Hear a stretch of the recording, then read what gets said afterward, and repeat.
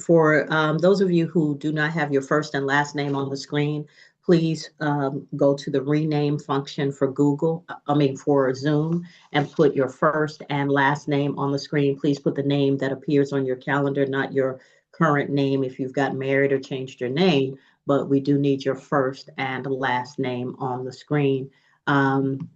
So if you don't know how to do that, go to Google or whatever your search engine is and figure it out so that we can get that done. Thank you.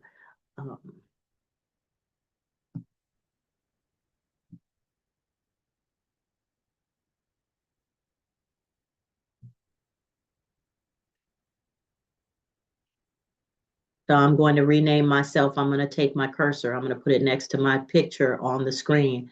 I will see mute in a box and 3 white dots in a blue box. I'm going to click on the box with the 3 white dots. There's a pull down menu. Rename is on the pull down menu. I'm going to click on rename, and then a box opens. I'm going to type in my name. Hit change.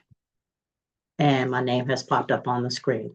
So ladies and gentlemen, please change your name on the screen. All right.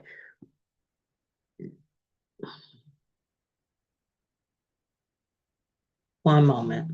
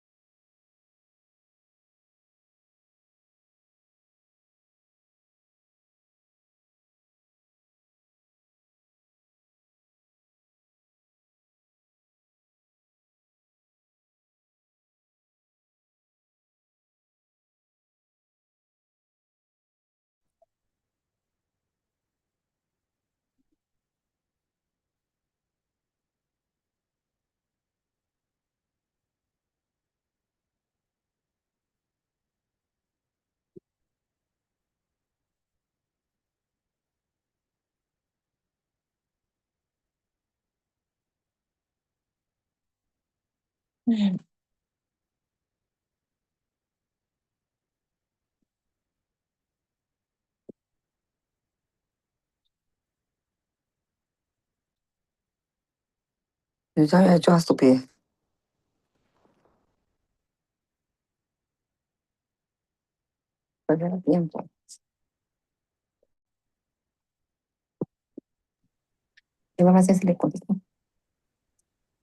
All right, so ladies and gentlemen, we have an arraignment calendar and we have a jail calendar. On the arraignment calendar, the first case on the calendar is Micaiah Christian Belk, B-E-L-K, Micaiah Christian Belk. Hello, Your Honor. All right, Mr. Belk is present. Mr. Belk, you're represented by the law firm of Lester Holt and Dennis. Mr. Lynch. Judge, I just sent a text to Miss Adams about that.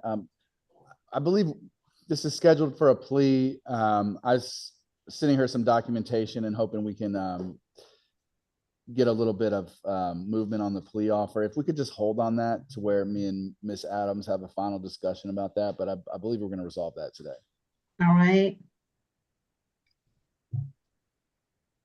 Brooks, Jarquavius Brooks.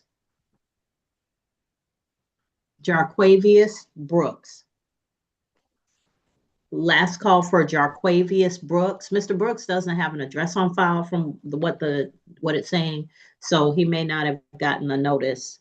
I'll do a bench warrant, but not a bond forfeiture.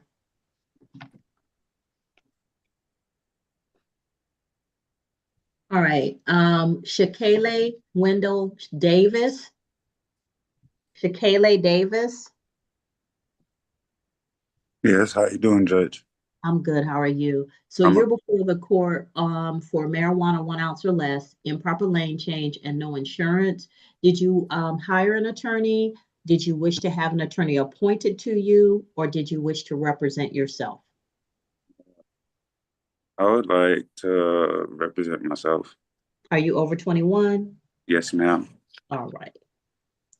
So I'm going to give you the opportunity to speak with one of the attorneys from the state. They'll tell you what they are proposing for a sentence in this case, and then you can tell them any information that you have that might help with the negotiations in this, okay? Okay. All right, so if you just hold on and mute your device at the appropriate time, I'll put you in a breakout room, and then you can speak with them privately. All right. Thank you. Thank you, Mr. Davis. Craig Eberhardt. I have a waiver filed on Craig Eberhardt.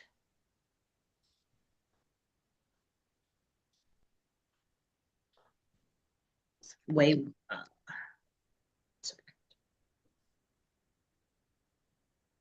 All right, next is Jaden Deshaun Halls. Jaden Deshaun Halls.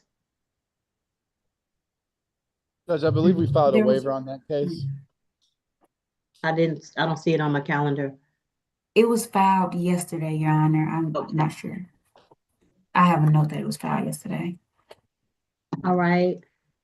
Next is Jaleel Saeed Hill. Jaleel Saeed Hill. Present in the courtroom, Judge. All right. Should he come Mr. forward? Hill, come on up.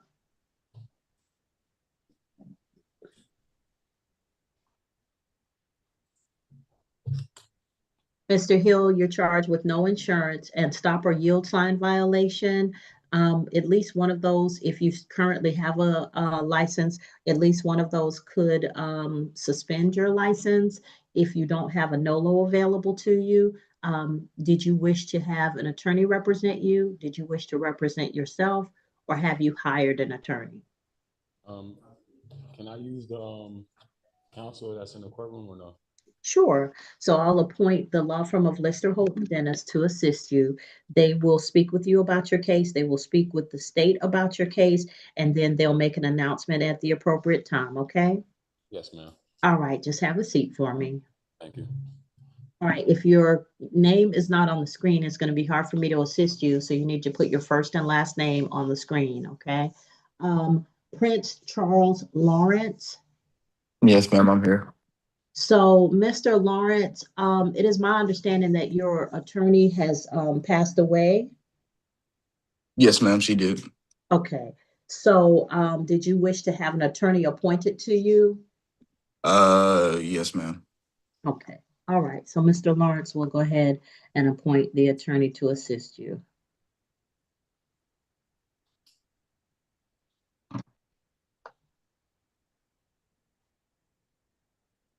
All right. So, at the appropriate time, we're going to put you in a breakout room so you can have a private conversation with the attorney. Okay.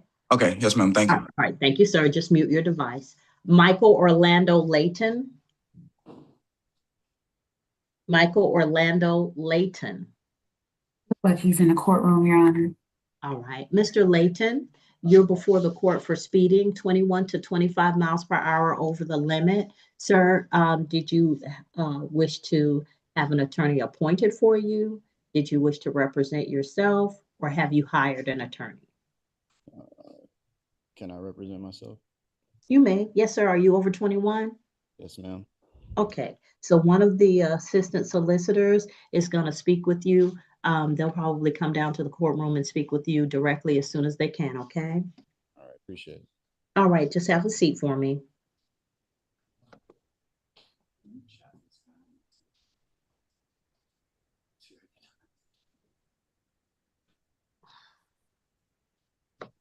All right, the next case is Elseri Orozco Galvez. Mr. Kessler? Yes, ma'am. Hi, good morning. All right. It just hey, how are you doing? But for this case, I don't think my client is any kind of record. So all I was going to do is ask the prosecutor if they would send that to diversion to consideration for the diversion program. Judge. Yeah. All right. You can send over a application to your email, and then you can fill it out with your client. Just make sure all the contact information is correct on there, Mhm. and then I can submit it to our pretrial coordinator for consideration. We'll get that done. Thanks. So, We'll Mr. send that Kessler, over if you ASAP. need, I'm sorry, if you need a breakout room with your client, I can do that for you since it appears that y'all might be in different spots. No, that's fine. I'll call her, Judge. No big deal. I'll call her. That's fine. Okay. Okay. All righty. Yeah. Okay. So, did we want to move this to at least 30 days out to see if she's been accepted? That'd be great. Yes. Okay. All right. So we'll continue this case for at least 30 days for PTI. All right. Okay. Thank you. Thanks a All lot. right, Thank you. ma'am, you're free to go. Just keep in touch with your attorney. Amir Messiah Rahman. Amir Messiah Rahman.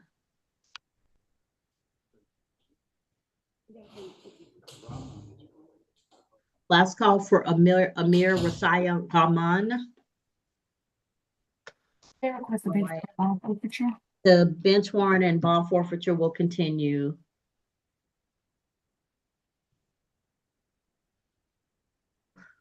All right, Nisi Alexandria Williams, that case is closed.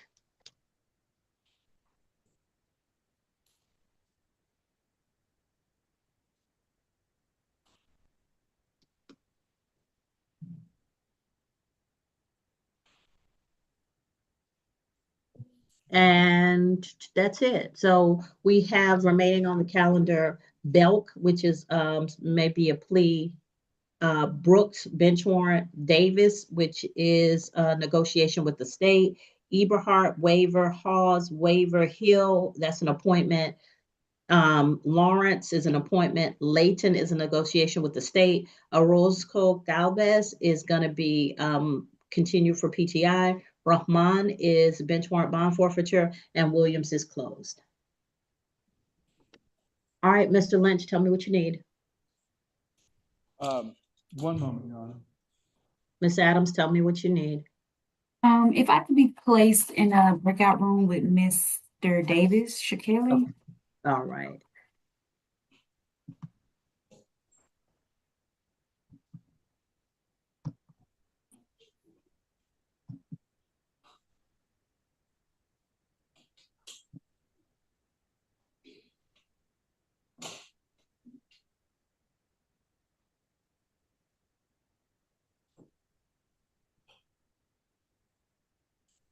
All right, in breakout room number 1, Mr. Shakele Davis and Ms. Adams.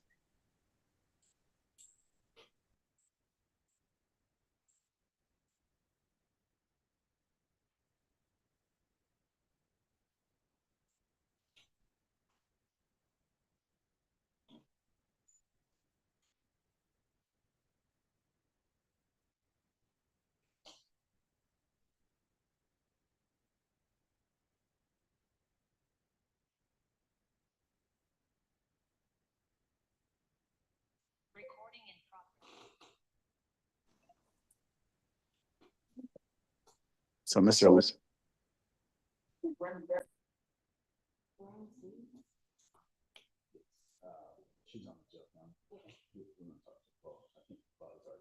Mr. Lynch, did you need something? Yes, Your Honor. If I could be placed in a breakout room with Mr. Lawrence. All right. Mr. Lawrence, I'm going to put you and Mr. Lynch in breakout room number 3.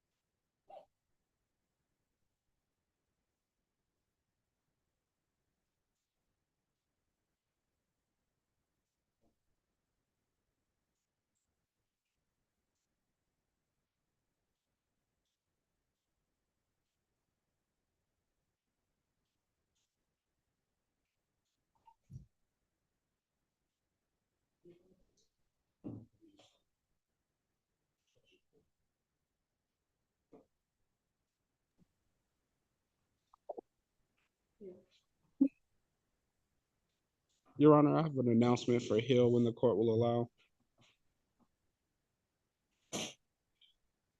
Good morning, Mr. Bug. Yes, sir. Good morning, Your Honor. For Mr. Hill, we're going to do not guilty at this time. I've given him our contact information and we have good contact information for him. We'll have that. All right. Mr. Hill, whatever, please complete whatever agreement you all have made. You're entering a plea of not guilty at this time. Please keep in touch with your attorneys and so that they can advise you if anything changes, okay? You're free to go at this time.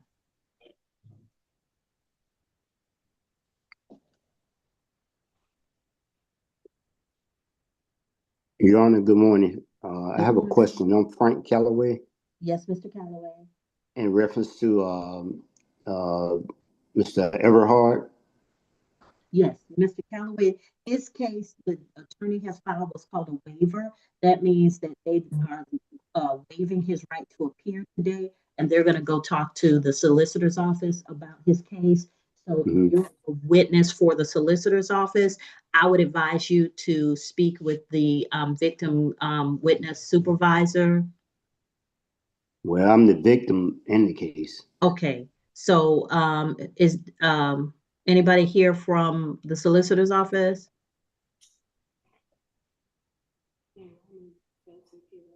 One second, sir. Just hold on for me and then we'll get, because you should be able to be released, but I don't want to release their witness without them having taken, account of it. Ms. Wood? Hello?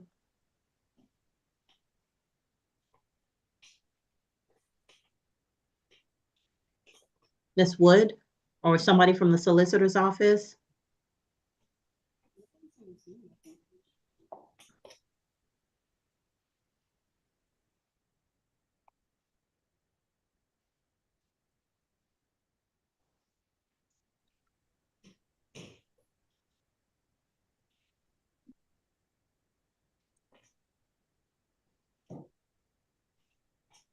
Miss Adams? Yes, ma'am. I was trying to get someone from your office. Mr. Calloway had a question. He's here on the Eberhardt case, and there was a waiver in that case. So I didn't want to release him without you all knowing, but I didn't get any response from anybody else in the office. All right, it looks. I don't think anybody else is on here in the office. I think we don't have another AHD that's helping me out today. So Okay, who is Wood? Gashay Wood? oh, Geisha, she is on here. That's our victim services supervisor. All right. She should be on here. Not, Okay. yeah, that's the only person in here. Lee Cantrell with California Poison. All right. So if he's good to go, y'all can release him. And that is from Eberhardt, and that was a waiver in that case. Yes. Thank you. Well, because that would be Ms. Geisha who would be the appropriate person to release him. Ms. Geisha, could you confirm that he's able to be released? Yes. Yeah. Oh, I'm sorry. You're talking about Ms. Wood. Okay. Oh, yes. I don't know if she it looks Yeah, like she she's may have trying to stepped turn her away. camera on. But I will confirm that in just 1 second, Your Honor. Thank you so much.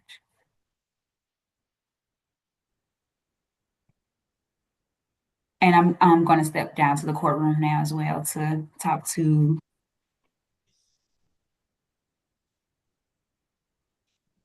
Mr. Layton. All right. Oh, I'm sorry. I don't think I don't think I informed you that me and Mr. Davis have a negotiated plea.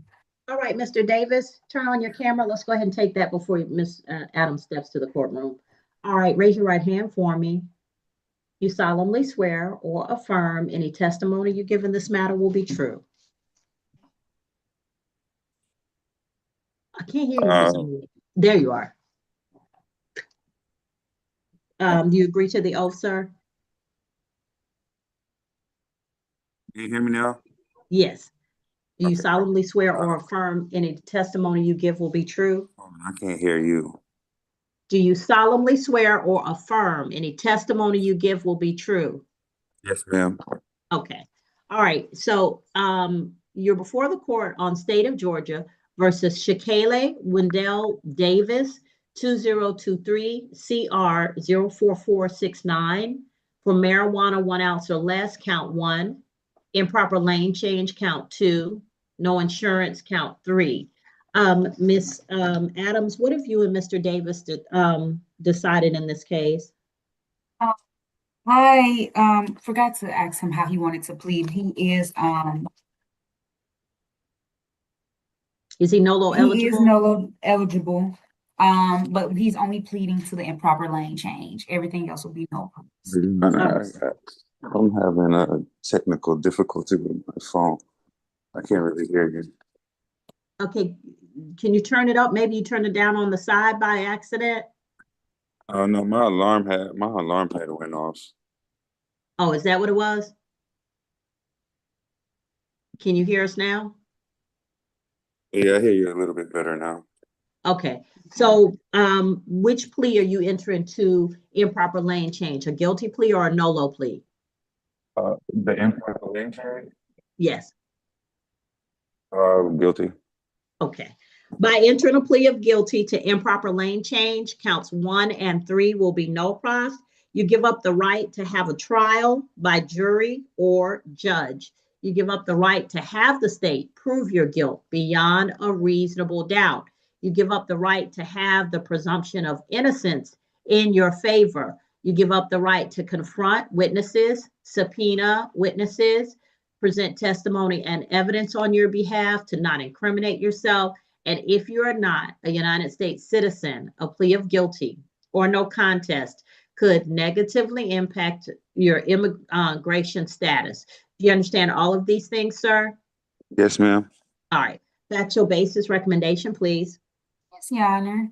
On January 5th, 2023, at approximately 7:27 a.m., officers patrolling the area of Tower Boulevard at its nearby its intersection with Robert E. Lee Parkway in Clayton County observed the defendant's vehicle to be observed the defendant's vehicle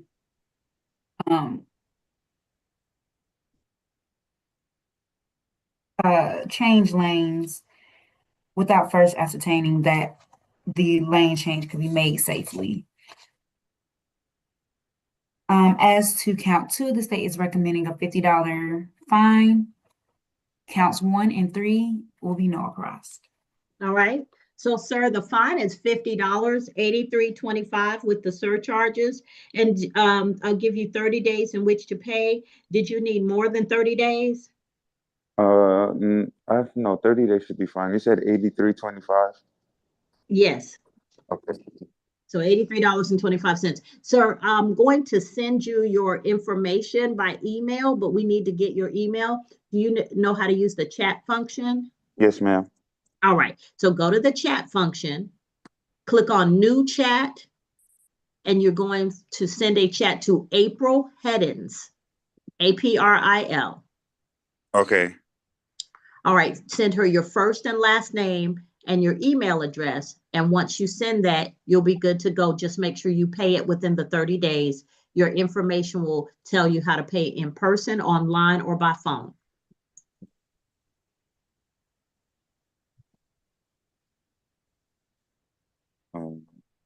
And you said just send my email and name to Your first and last, yeah, April Heddens, your first and last name and your email address. All right.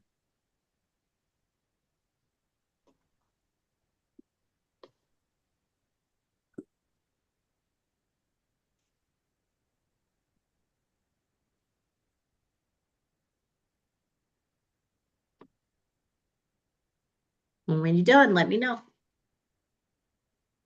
Okay. All right, then you're good to go, sir. Thank you. Just make sure you pay it on or before the 30th day, okay? All right. I'm sending her my name and email address right now. All right, and be safe out there. All right. Thank you. You also. Okay.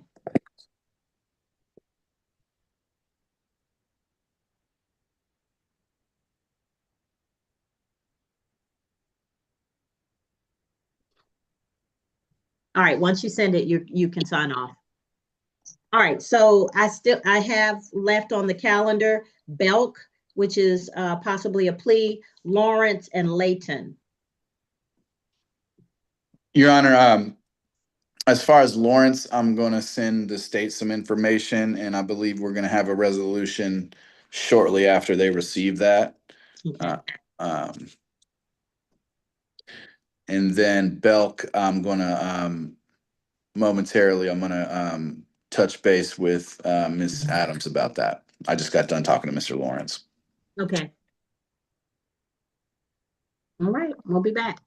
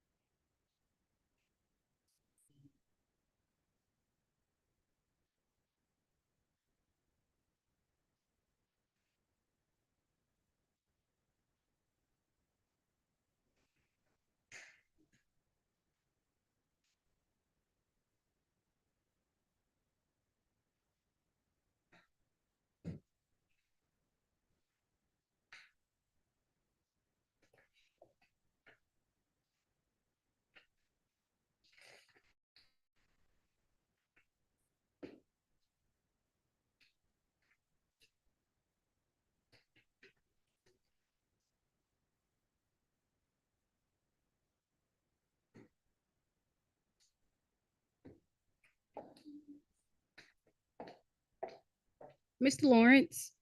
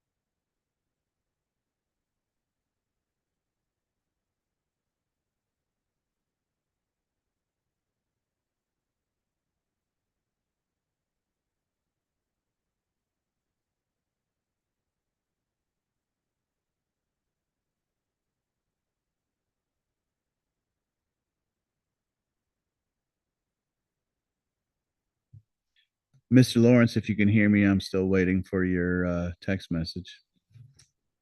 I think I sent it over. 44798. 922, right? No. Oh, 797. I see what I did wrong. All right. Okay.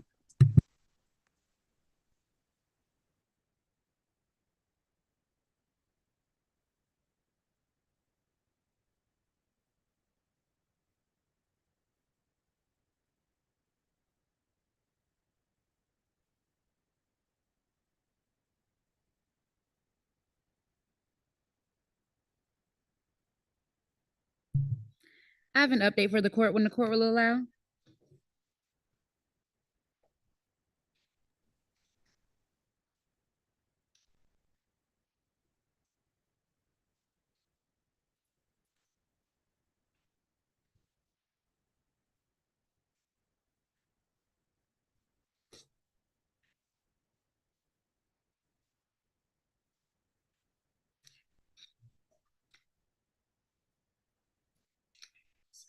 Yes, ma'am. You have an update?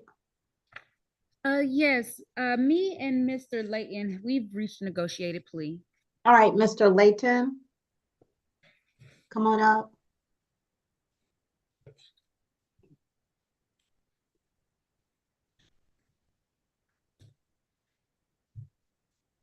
All right, Mr. Layton, raise your right hand for me. You solemnly swear or affirm any testimony you give in this matter will be true. I do. All right, you can put your hand down. You're before the court on 2023 CR 04473, Michael Orlando Layton, speeding 21 to 25 miles per hour over the limit. Ms. Adams, what have you and Mr. Layton agreed to? Your Honor, I believe he's going to plead guilty. We're going to do a reduction to a 79 and a 65 for a $200 fine. All right. By entering a plea of guilty, Mr. Layton, you give up the right to have a trial by jury or judge. You give up the right to have the state prove your guilt beyond a reasonable doubt. You give up the right to have the presumption of innocence in your favor. You give up the right to confront witnesses, subpoena witnesses, present testimony and evidence in your behalf on your behalf, to not incriminate yourself. And if you're not a United States citizen, a plea of guilty or no contest could negatively impact your immigration status. You understand all of these things? Yes, ma'am. Factual basis. Yes, Your Honor. On January 20th, 2023, at approximately 1:11 p.m., officers patrolling the area of officers patrolling I-75 North nearby the exit of Mount Zion Boulevard in Clayton County observed the defendant's vehicle traveling at a high rate of speed. The officer used his certified LiDAR gun to determine that the defendant was traveling at 89 miles per hour in a 65 mile per hour zone. All right. All right, Mr. Layton, I'm going to accept your plea of guilty. I'll sentence you to pay a fine in the amount of $200. It'll be $298 with the surcharges. And sir, did you wish to pay that today or did you wish to have additional time? Today. All right, when you go downstairs, you're going to leave the courtroom, go downstairs to the second floor. When you come back through the double doors, you're going to go to your left to the traffic court window, and they're going to accept your payment and give you your receipt. Slow down for me, okay? All right, appreciate that. All right, take care, sir. You too. All right, bye-bye. I got my stuff. Yeah. You're welcome. Have a great day. And Judge, we also have a negotiated plea for Mr. Lawrence. All right, Mr. Lawrence, turn your camera and unmute for me. Yes, ma'am. Okay. Give me 1 second.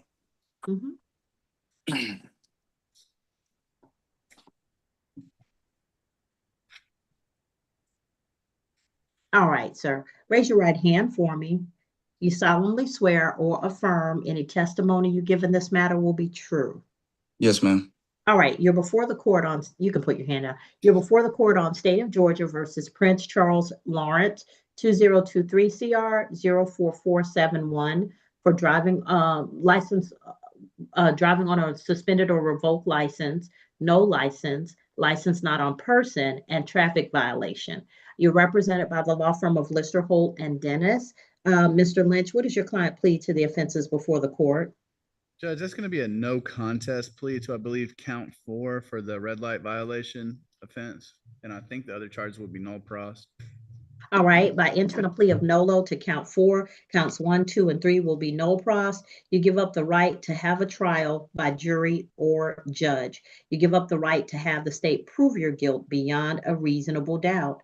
You give up the right to have the presumption of innocence in your favor. You give up the right to confront witnesses, subpoena witnesses, present testimony and evidence on your behalf, to not incriminate yourself. And if you are not a United States citizen, a plea of guilty or no contest could negatively impact your immigration status. You understand all of these things, sir? Yes, ma'am, I do. All right. Factual basis recommendation, please. Yes, Your Honor.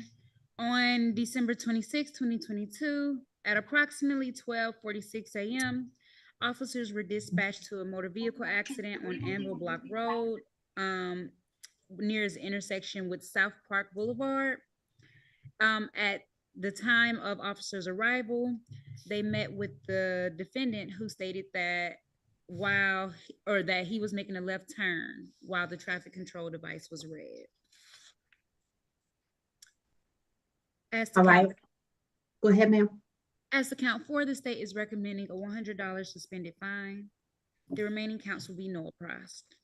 All right. So, Mr. Lawrence, the fine is $100 that will be suspended per your agreement with the state. And you're free to go at this time. Please be safe, please, sir. Yes, ma'am. Thank you so much. Have a blessed day. All right, you too. Thank you. Bye. All right. So that leaves Belk on the arraignment calendar. Let's go ahead and call the jail calendar. And then we can come back to that if we need to. Understood, Your Honor. Ms. Adams is on the way back to her office. All righty. All right. So I'll wait until Ms. Adams gets back.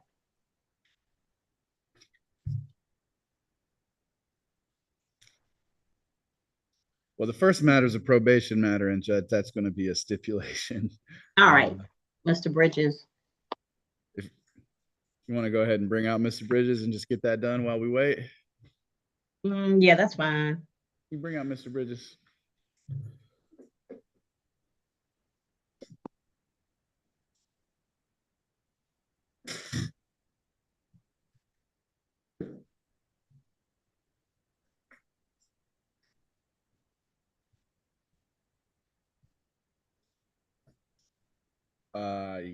Yeah.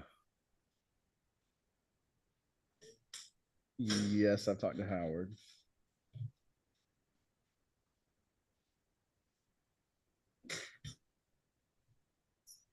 All right, Mr. Bridges, raise your right hand for me. Ms. Chang, raise your right hand for me. You solemnly swear or affirm any testimony you give in this matter will be true. Mr. Bridges? Yes, ma'am. Okay, Ms. Chang? I do, Your Honor. All right.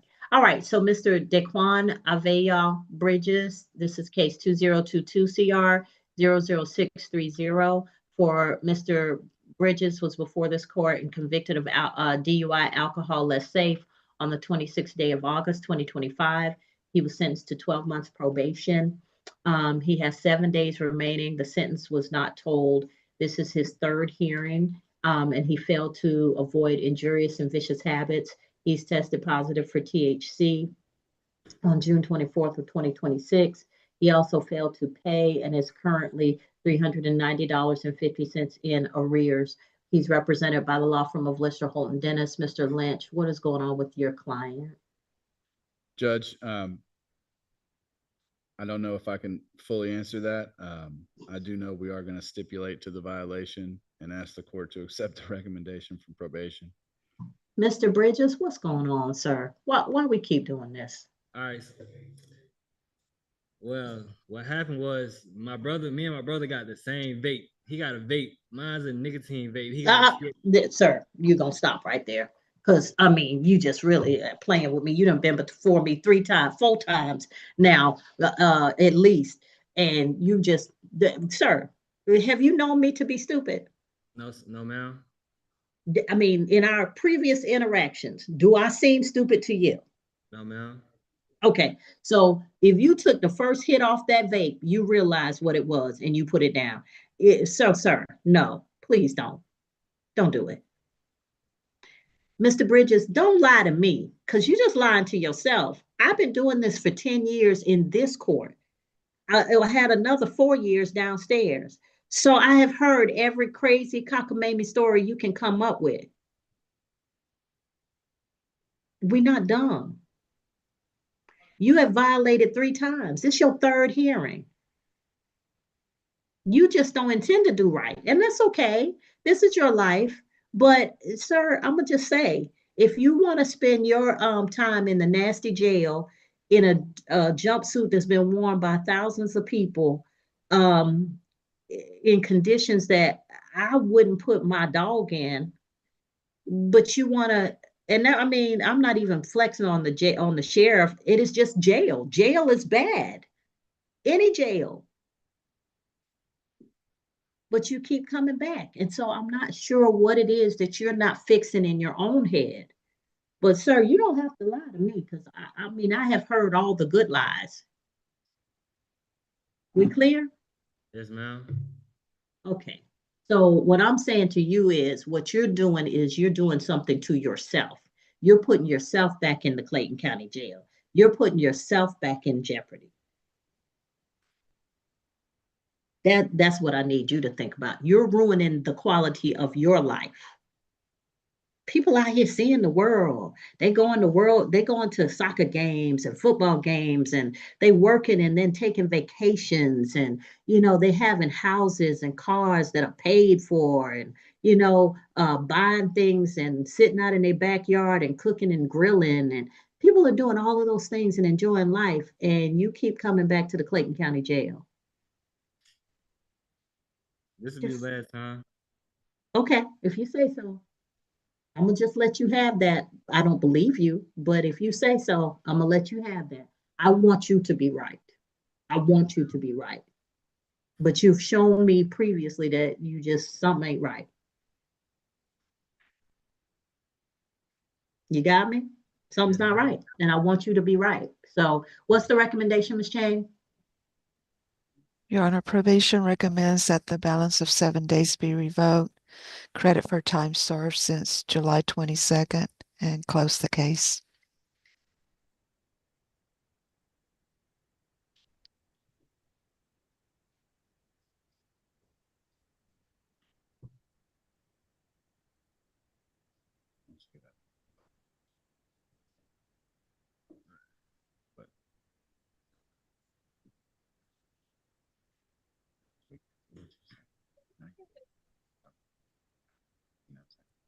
You don't have to say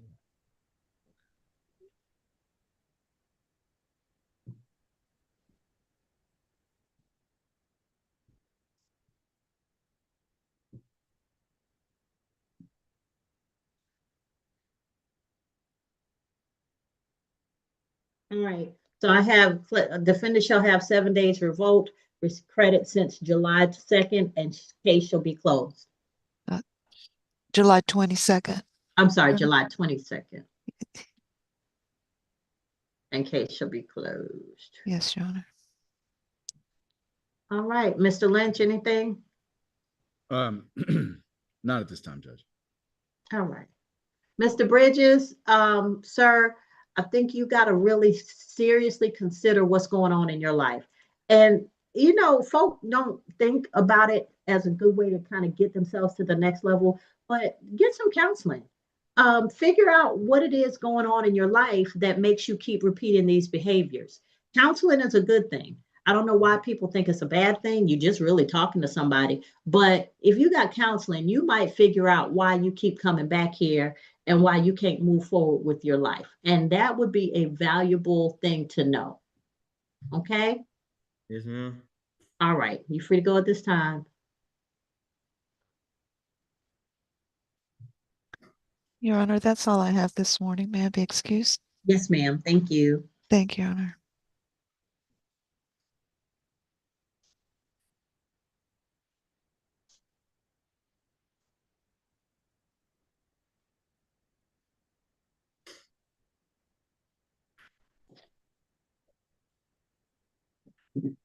All right, so next on the calendar is Kelsey Jernell Holmes. Kelsey Jernell Holmes.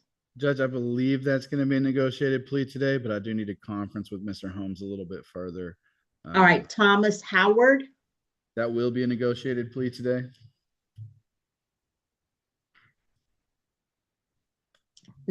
Next is Reginald Antonio Johnson. I believe we still need a conference with Mr. Johnson. And Jeremiah Leandre, oh my Lord. Jeremiah Leandre Jones. Judge, I think we also need a conference with Mr. Jones. All right. He does. Leonard Tyrone Lewis. That's a negotiated plea.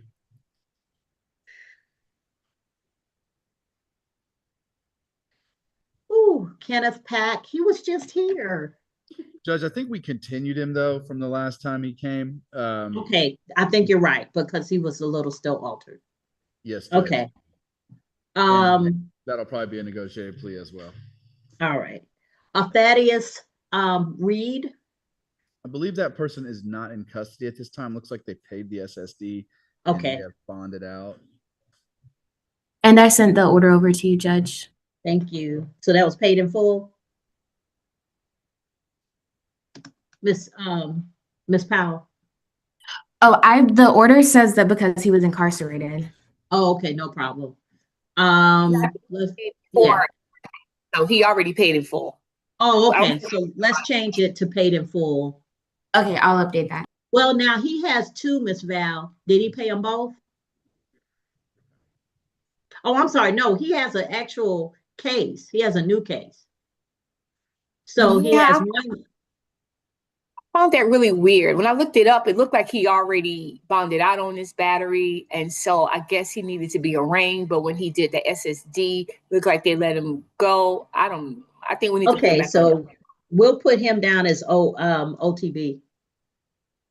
And then let's get him on a calendar for arraignment. Are we updating the SSD to say paid in full or?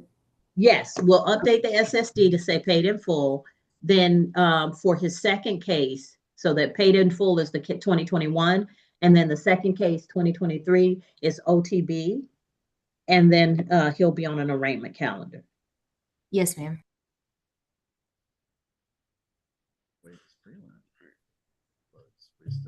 All right. Next is Cameron LeRae Richardson. Mr. Carmichael. Judge, something kind of strange in this case. Well, so he's held on a misdemeanor charge, Judge, and that charge is still in magistrate court. What's unusual to me is that it does not appear that we were appointed to represent him on the magistrate court case, which I had suggested we would just waive his preliminary hearing. However, unless we have been appointed, I'm not sure we can waive his preliminary hearing. I can't imagine he doesn't qualify for public or for court appointed counsel. So I don't know if we need to contact the magistrate court. My initial thought was to resolve the probation matter in the pending misdemeanor, which I believe is obstruction, maybe one other charge together. Okay, let me understand. So he's got a charge in magistrate court that we haven't been able to get up here because it just got there, right? Yes, Judge. I believe he was arrested on the 16th of July for that. And I think that's the main basis of the violation while in non-reporting. Okay, so not sure, like, I don't know how to get it up here for magistrate court, and I can't appoint you to magistrate court case because that's not my jurisdiction. Correct. I guess the only thing we can do is we can, as a law firm, we can attempt to see if we can get appointed and then waive it. Otherwise, he's going to have to go through the preliminary hearing process unless he's somehow ever to waive it himself. If you would contact, I guess, Judge Kate Johnson down there, maybe she can get you on to waive it. So what do you want to do with this right now? Could we continue it to the next jail calendar so he can resolve the other misdemeanor together with this? Because he's not getting out. I don't believe he's going to get out on that misdemeanor either. Miss Val, which calendar would that be? 11th. Okay. Sorry, August 11th. August 11th. 8/11, and that's for the new case. All right, so he can go back down. Next is Riles Williams, Nikayla Riles Williams. Excuse me, Your Honor. Oh, Yes. sorry. Go ahead, Mr. Carmichael. Excuse me. Yeah, Sean, I was just going to ask, with Mr. Richardson being continued to next week, I was just going to, or the 11th, excuse me, I was going to ask if I can be excused. Yes, yes, sir. Thank you, Your Honor. Take care. Thank you. All right, what's going on with Riles Williams? Judge, that's going to be a negotiated plea today. Okay, next is Chelsea Reed Shelnut. That will also be a negotiated plea today. Okay.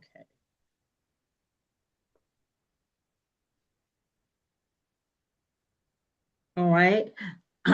Then we have Audriana Sterling. That's also a negotiated plea. We are going to still need to conference with the state a little bit about that one. Okay. Donald White. Judge, Your Honor, go ahead. Your Honor, this matter was previously continued for a transfer or for a transfer status. The state, well, I have reached out to the DA, but the DA's office did request some additional information before making its determination.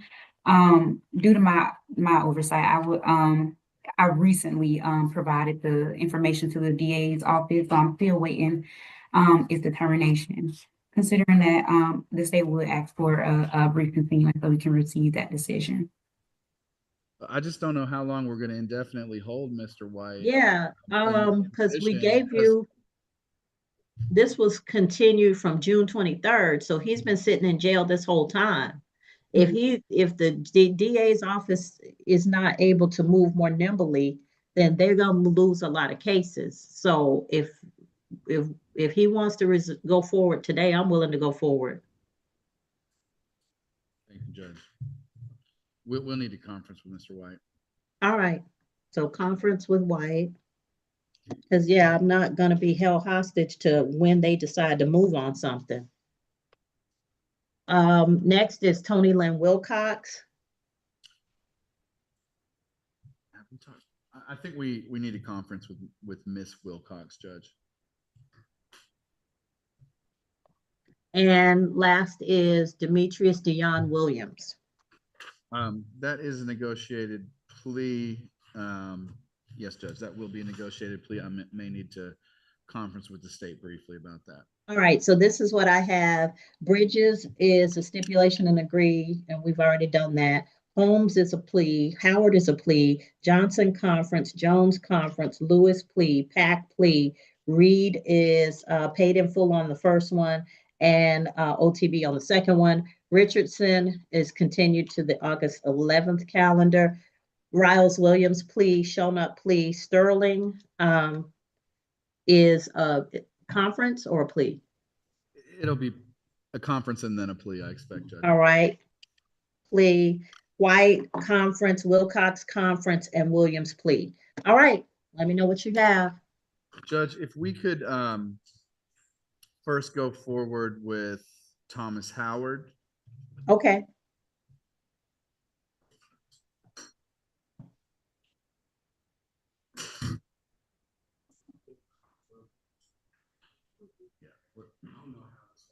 This is how it works.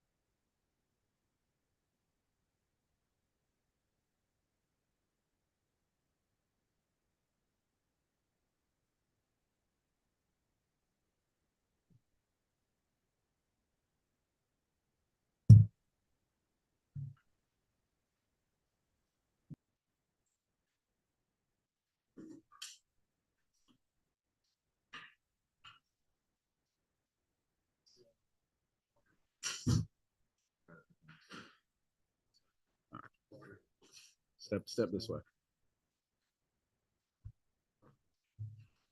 Judge is about to come up on that screen right there. And this is the microphone you're going to speak into. Yes, sir.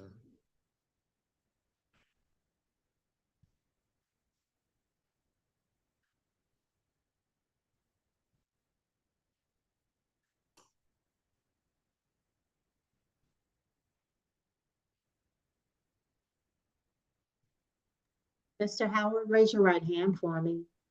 You solemnly swear or affirm any testimony you give in this matter will be true. Yes, ma'am.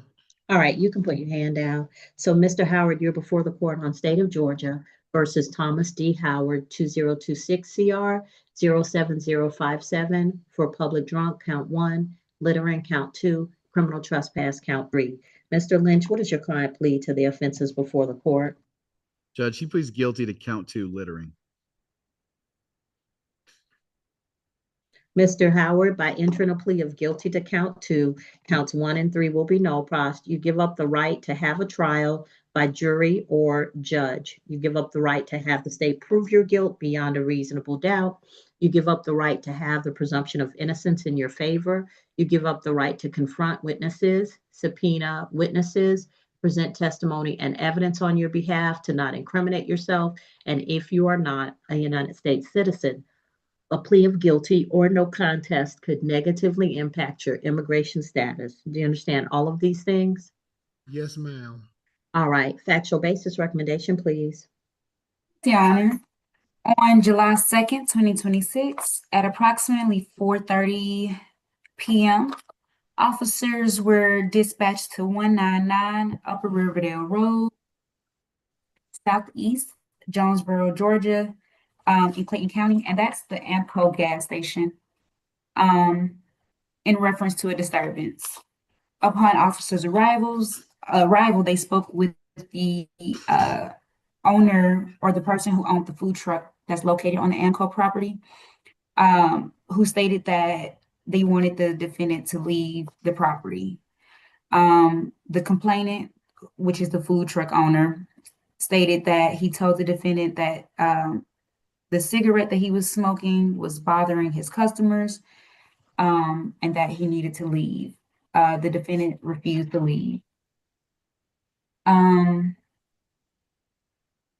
Officers then made contact with the defendant, and the defendant and smelled a strong odor of alcohol coming from the defendant's breath.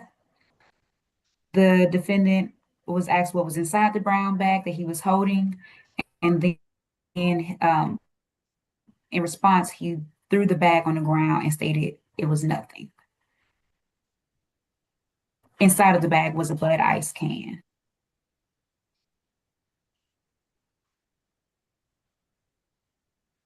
Officers then detained the defendant,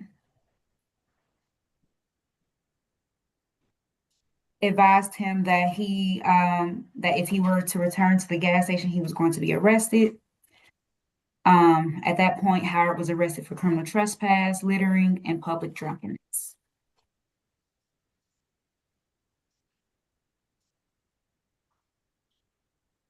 Mr. Lynch? Well, Judge, I think, well, we are going to ask the court to accept it. Or did you put the recommendation on the record? I don't think she did the recommendation yet. As to count 2, the state will recommend 12 months to serve 20 days, credit for the time served. The balance will suspend as long as the defendant does not return to the incident location, and that's the Amco gas station located at 199 Upper Riverdale Road, Jonesboro, Georgia, 30236, and as long as the defendant has no new violations of law. That's understood, Judge. The Bud Ice was purchased from that gas station. The food truck owner is not an authorized representative of the store, which I believe is why the criminal trespass is being null pros. But we're going to ask the court accept the recommendation as negotiated. All right, so I'm going to accept your plea of guilty to count 2. Counts 1 and 3 will be no prost. I'll sentence you on count 2 to 12 months to serve 20 days. Credit for time served, balance will be suspended as long as you have no new violations of the laws of the state of Georgia, and you do not go back to the Amoco gas station at 199 Upper Riverdale Road, Jonesboro, Georgia, Clayton County. You understand, sir? Yes, ma'am. All right, sir. When you're drunk in public, all kinds of bad things can happen to you, okay? Yes, ma'am. All right, sir. You can go back to the sheriff's office. Thank you, ma'am. You're welcome. Dang it. Next. You're welcome. Judge, if we could call Leonard Lewis. That's fine. I'm just gonna do all the ones that I don't. You're ready, 100. It's the ones I got left, and then I'll go back and forth. I haven't, but he's a jolly fellow. Yes, everybody's ready.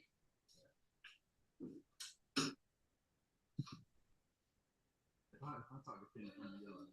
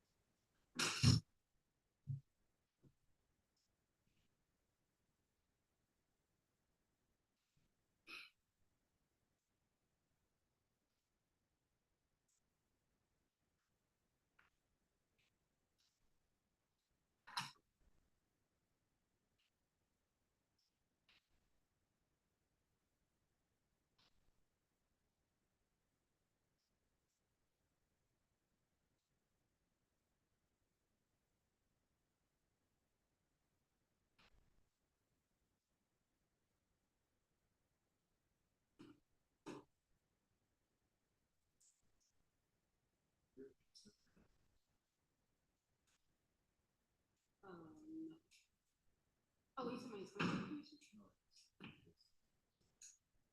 Oh, no, no.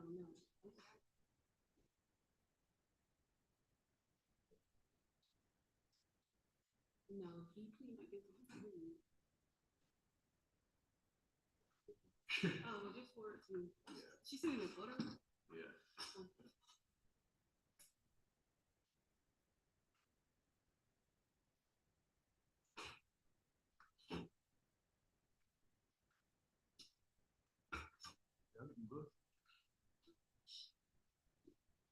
Leonard Lewis.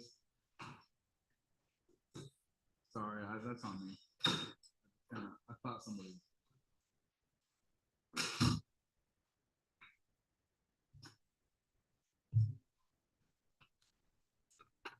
Have you talked to Reginald Johnson yet? He wants that one at McDonald's.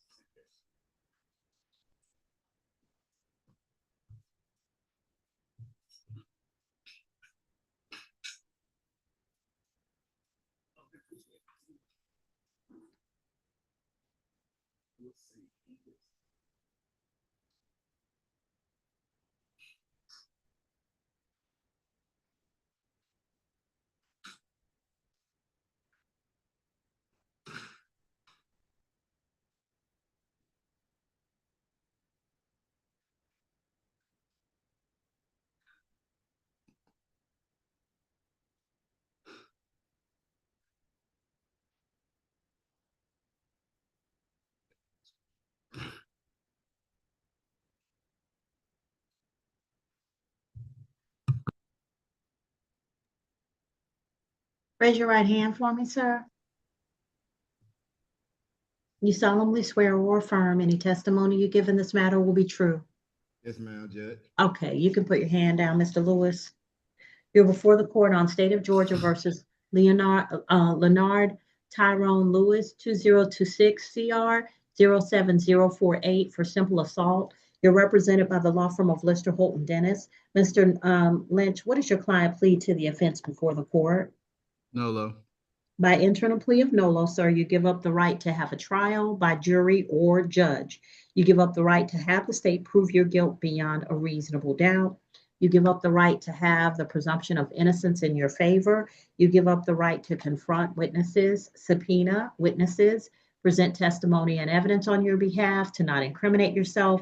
And if you're not a United States citizen, a plea of guilty or no contest could negatively impact your immigration status. You understand all of these things? Yes, ma'am. Factual basis and recommendation, please. Yes, Your Honor. On July 2nd, 2026, at approximately 8:12 a.m., officers who were clearing trains at the Atlanta Airport MARTA station, located at 1 Atlanta Airport, Atlanta, Georgia, 30320 in Clayton County, observed the defendant on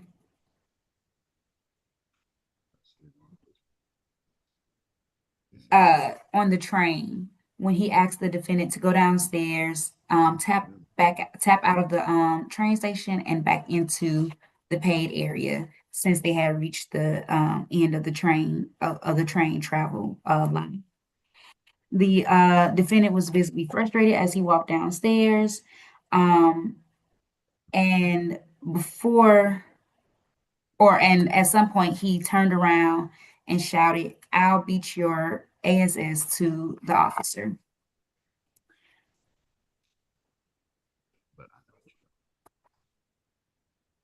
As to count one, the state is recommending 12 months to serve 15 days. Credit for the time served. The balance will suspend as long as the defendant does not return to the Atlanta Airport MARTA station until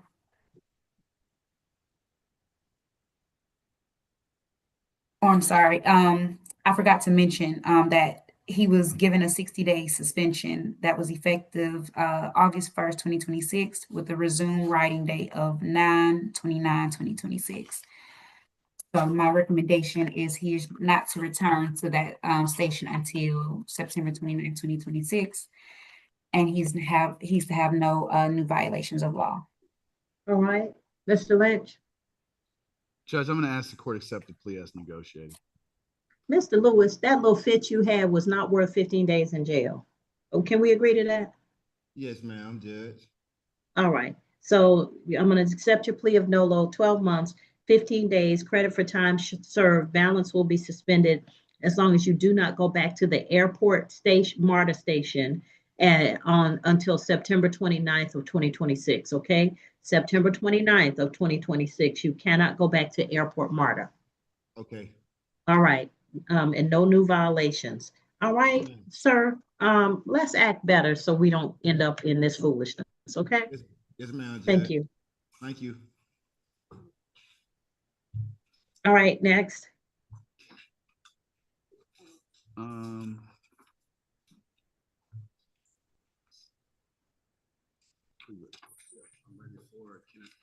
Kenneth Pack, Judge.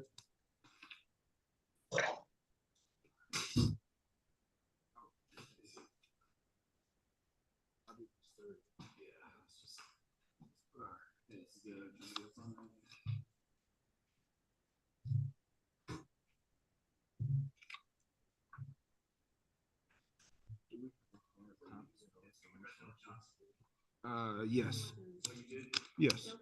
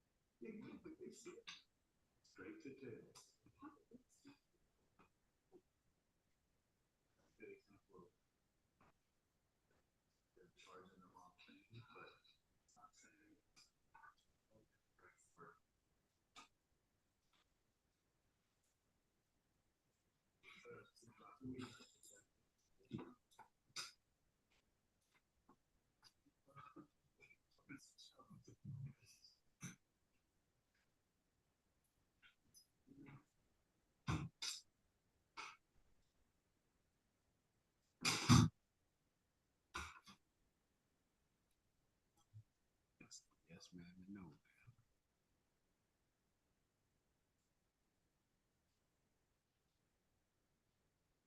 Give this to you. So,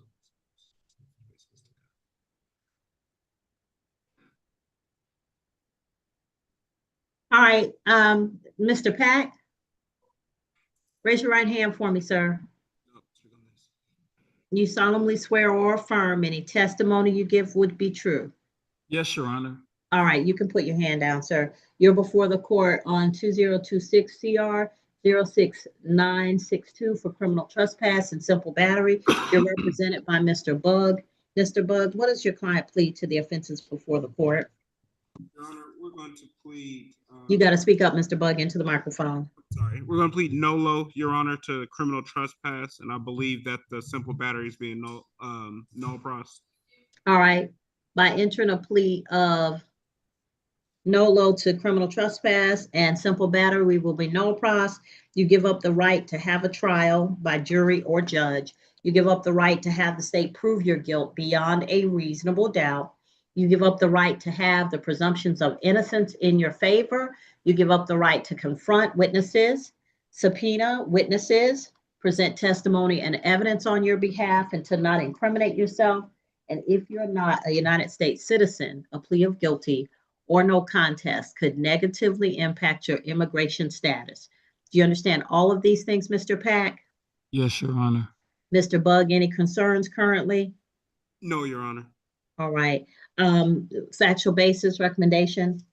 Your Honor, we would stipulate if the court would allow. I'll accept the stipulation recommendation. Yes, Your Honor. As to count one, the state is recommending 12 months to serve 30 days. Credit for the time served.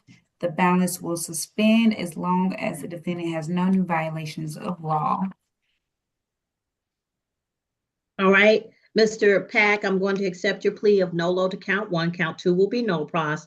I'll send you to 12 months to serve credit, 30 days credit for time served. Balance will be suspended as long as you have no new violations of the laws of the state of Georgia, okay? Yes, Your Honor. All right, Mr. Pack, take care of yourself, sir. All right, next.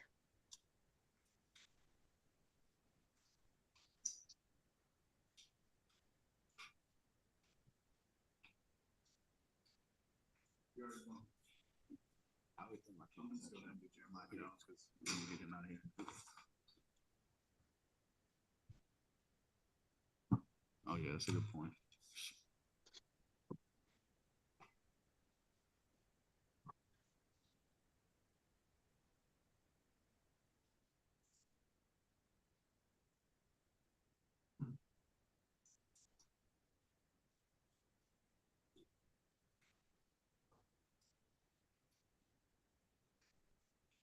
We already did Howard. Oh, we still got Bell.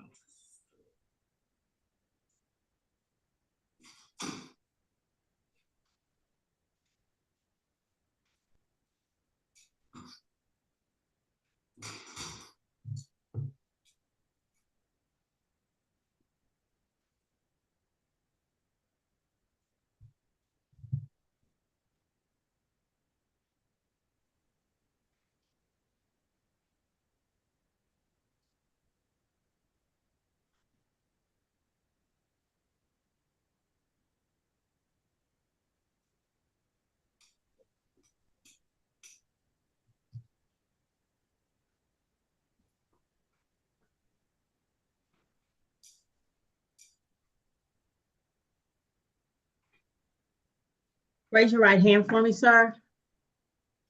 Do you solemnly swear or affirm any testimony you give in this matter will be true?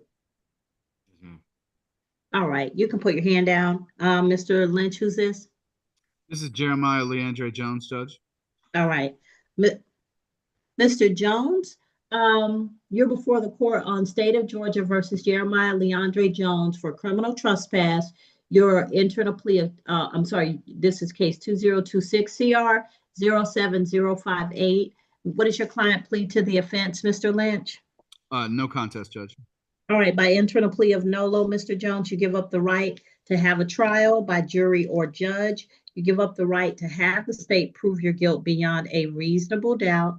You give up the right to have the presumption of innocence in your favor. You give up the right to confront witnesses, subpoena witnesses, present testimony and evidence on your behalf, to not incriminate yourself or present any testimony or evidence against yourself. And sir, if you're not a United States citizen, a plea of guilty or no contest could negatively impact your immigration status. Do you understand all of these things? I'm sorry? Yes, ma'am. Speaking of my Okay. Any concerns, Mr. Lynch? Judge, I believe he's able to take this plea today, Judge. All right. All right. Factual basis recommendation, please. Your Honor, on June 13, 2026, officers were dispatched to the McDonald's located at 6670 Tara Boulevard, Jonesboro, Georgia, 30236, in reference to a disturbance. Upon arrival, officers observed the defendant walking through the parking lot of the McDonald's. They made contact with the defendant, and he stated that he was just walking through the property. He did not go inside, and that he did nothing wrong, and he doesn't understand why he was stopped. He stated that he did not go inside. He was just walking through the property. The officers then spoke with the complainant, who is the store manager of the McDonald's, who stated that the defendant came into the business earlier that morning and was caught on the security camera. He stated that the defendant was previously giving a criminal trespass warning on June 8th, 2026, and that he was no longer welcome at the location. At that time, the defendant was then detained, taken into custody for violating that trespass warning. As to count one, the state is recommending 12 months to serve 30 days. Credit for the time served. The balance will suspend as long as the defendant does not return to the McDonald's located at 6670 Tar Boulevard in Clayton County, and as long as the defendant has no new violations of law. All right, Mr. Lynch. Judge, I ask that you accept the plea as negotiated. All right, Mr. Jones, I'm going to accept your plea of nolo, 12 months, 30 days, credit for time served, balance suspended as long as you have no new violations and you do not go back to 6670 Tara Boulevard, Jonesboro, Georgia, Clayton County at that McDonald's, okay? All right, thank you, sir.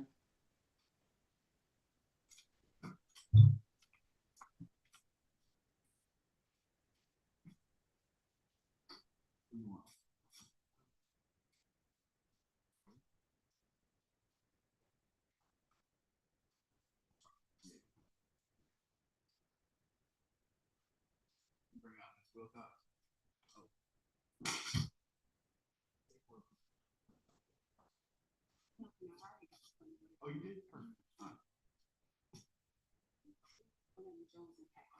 Okay, so that's the one. I think it's, I don't know why, but notes pattern. I don't recognize it. It may just be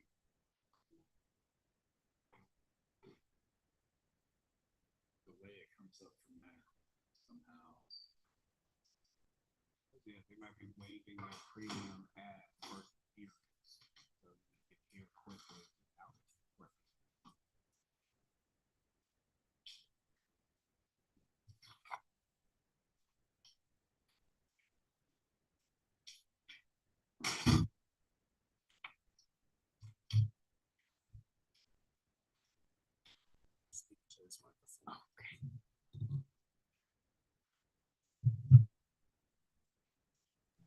Mr. Bug, who is this? This is Miss Wilcox, Your Honor. All right, raise your right hand for me, Ms. Wilcox. Yes, You solemnly swear or affirm any testimony you give in this matter will be true? I do, Your Honor. All right, you can put your hand down, ma'am. You're before the court on 2022 CR 01400, theft by shoplifting. You're represented by Attorney Bug, who's with the law firm of Lister Holton Dennis. Mr. Bug, what does your client plead to the offense before the court? Guilty, Your Honor. By entering a plea of guilty, you give up the right to have a trial by jury or judge. You give up the right to have the state prove your guilt beyond a reasonable doubt. You give up the right to have the presumption of innocence in your favor. You give up the right to confront witnesses, subpoena witnesses, present testimony and evidence on your behalf, to not incriminate yourself. And Ms. Wilcox, if you're not a United States citizen, a plea of guilty or no contest could negatively impact your immigration status. Do you understand all of these things, ma'am? I do, Your Honor. All right, factual basis recommendation, please. Yes, Your Honor. On October 5th, 2020, officers reported to the Walmart at 85 Riverdale, Georgia 30274 in reference to a theft. Officers received the information that she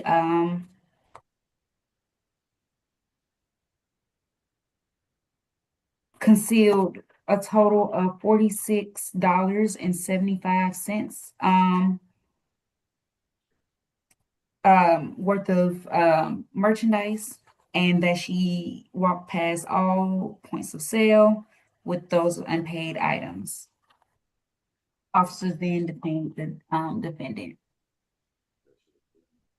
As to count one, the state is recommending 12 months probation for the defendant to pay a $200 fine, complete 40 hours of community service, and a theft prevention course. All right, does she have the money to pay a $200 fine, which is gonna be a $300 fine? Your Honor, she is on fixed income. I did explain to her what the state's recommendation was, and she said she would be able to complete the terms of the negotiated plea. All right, so Ms. Wilcox, I really want you to take the anti-theft course, so prioritize that, and make sure you get that done. I'm going to accept your plea. I'll send you to 12 months probation, a fine in the amount of $200. It'll be $300, $299 with the surcharges, 40 hours of community service. If you're unable to do the community service, please provide a medical excuse to probation, and then anti-theft course. All right. Yes, ma'am. Okay. Your Honor. And you're not to go back to that Walmart location for the next 12 months. I won't. All right. You can Thank go back to the sheriff's office. Probation's gonna come talk to you. Thank y'all so much.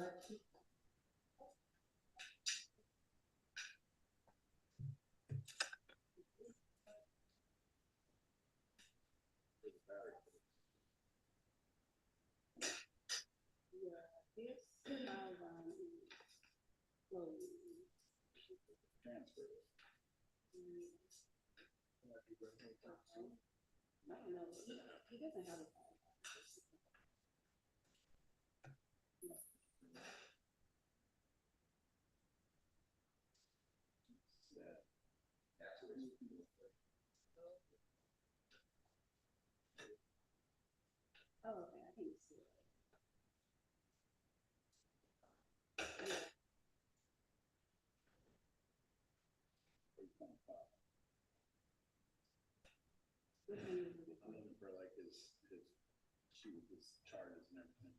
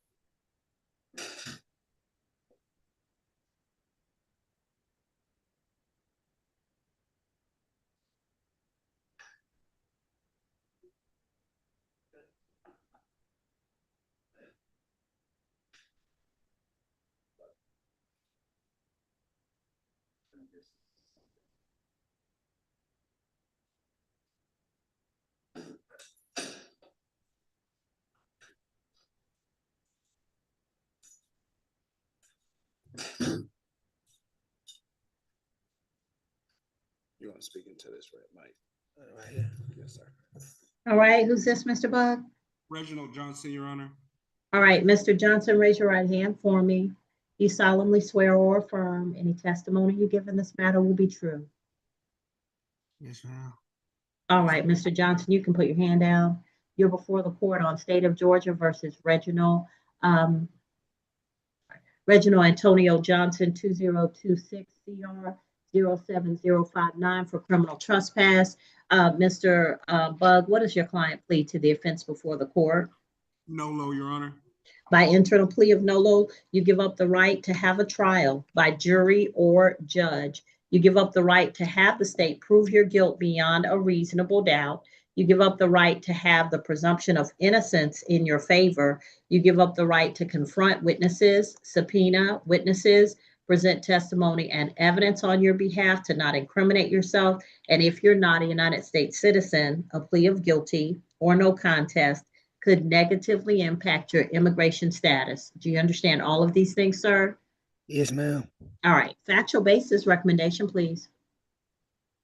On June 27th, 2026, at approximately 8:10 a.m., officers were dispatched to the McDonald's located at nearby 7894 Tar Boulevard, Jonesboro, Georgia, 30236 in Clayton County in reference to a disturbance.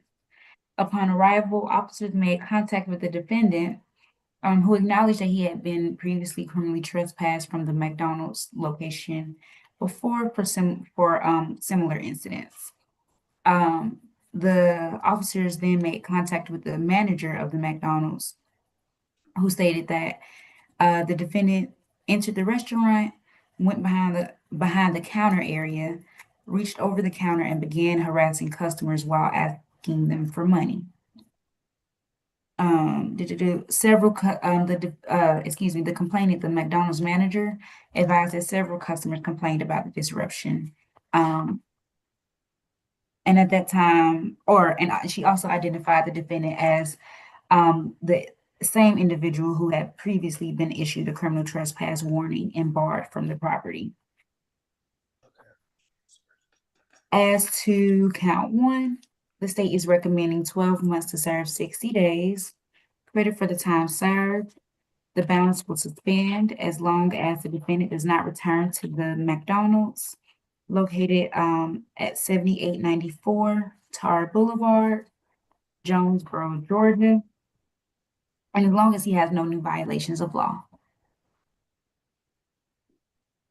All right. Mr. Johnson, I'm sorry. Yeah, Mr. Johnson, I'm going to accept your plea of nolo. I'll sentence you to 12 months to serve 60 days credit for time served. Balance will be suspended as long as you do not go back to the McDonald's at 7894 Tara Boulevard, Jonesboro, Georgia, Clayton County. Yes, ma'am. All right, you can go back with the sheriff's office. No new violations of the laws of the state of Georgia.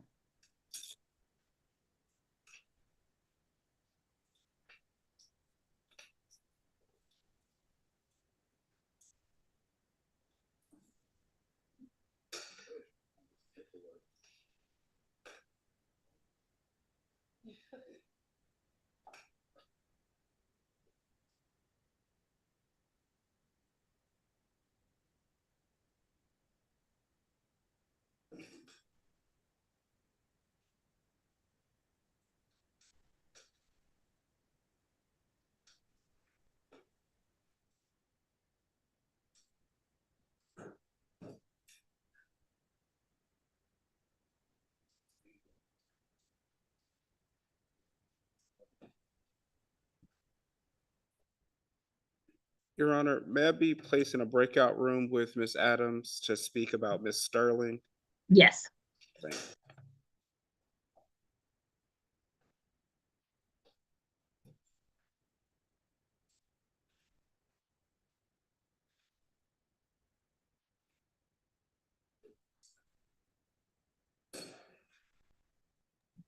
Ms. Adams and Mr. Bug will be in breakout room number 1.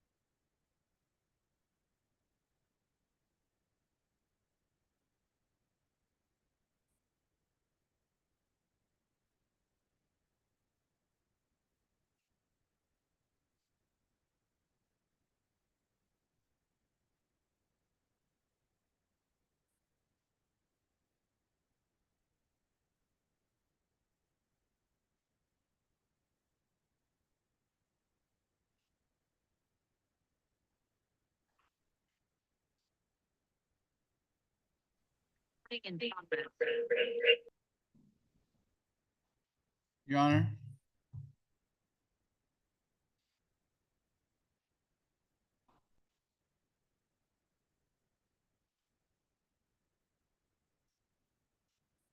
I would like to request to be placed in a breakout room with Miss Belk. I'm sorry, Mr. Belk. Mr. Belk, okay.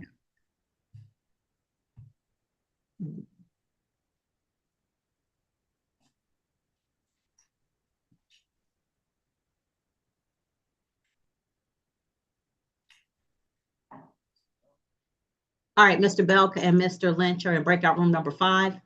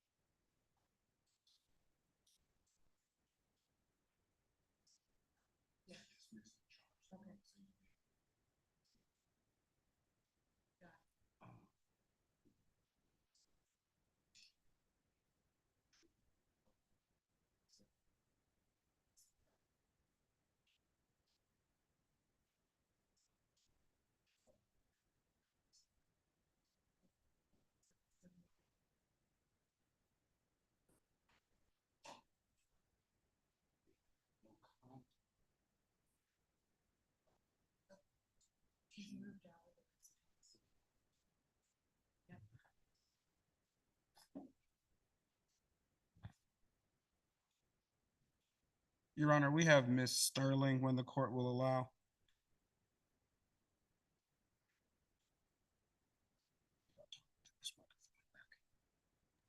Raise your right hand for me, ma'am. You solemnly swear or affirm any testimony you give in this matter will be true. Yes, ma'am. All right, you can put your hand down. This is Miss Sterling. Yes, Your Honor, that's correct.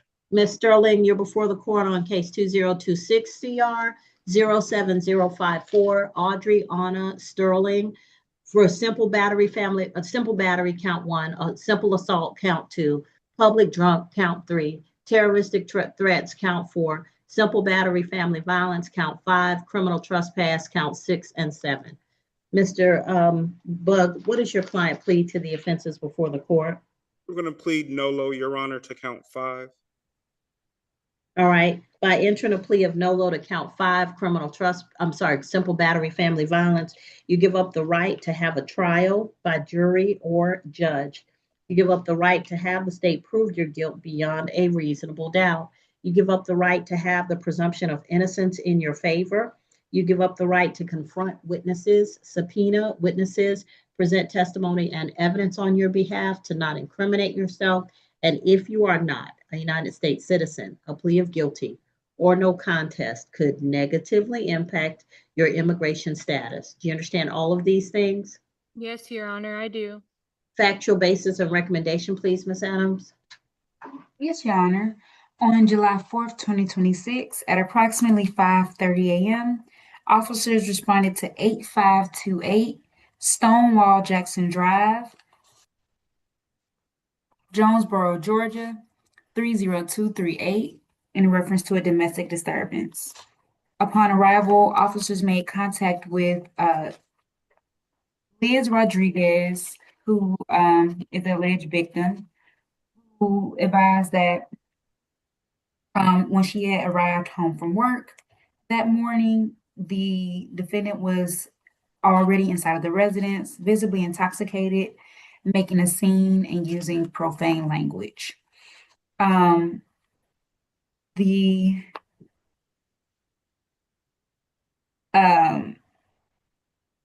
complainant then reported that she got in the shower to ignore the defendant's behavior, but while in the shower, the defendant kept banging on the door.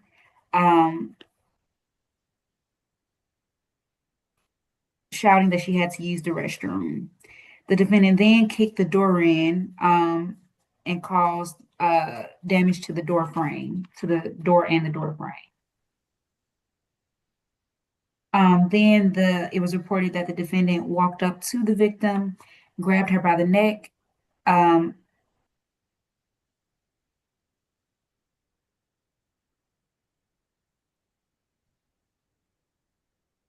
grabbed her by the neck.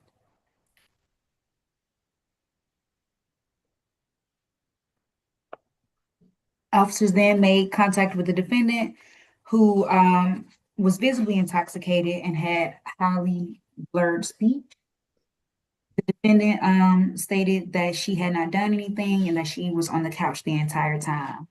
The defendant was uncooperative during the officer's investigation, refusing to answer questions of the officer. That the officers made of the investigation. All right. As to count 5, the state is recommending 12 months to serve 15 days. Credit for the time served. The balance will be probated for the defendant to take a substance abuse evaluation and follow any recommended treatment.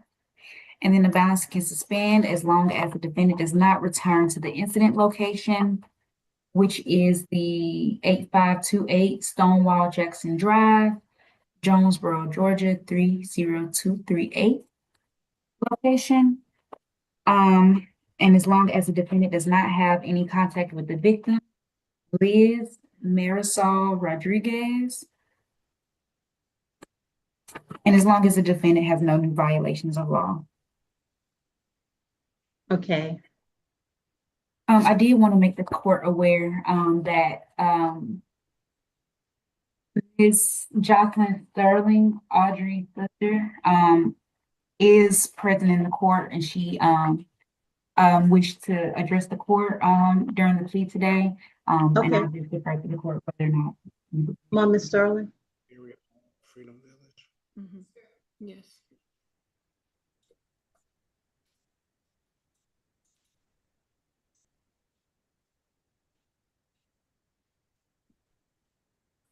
Raise your right hand for me.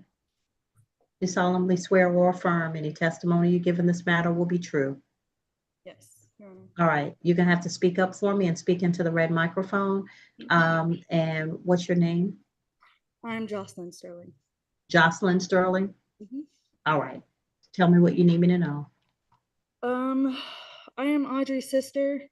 I'm here today as a witness. I was the one who called the police and was present that night she was arrested.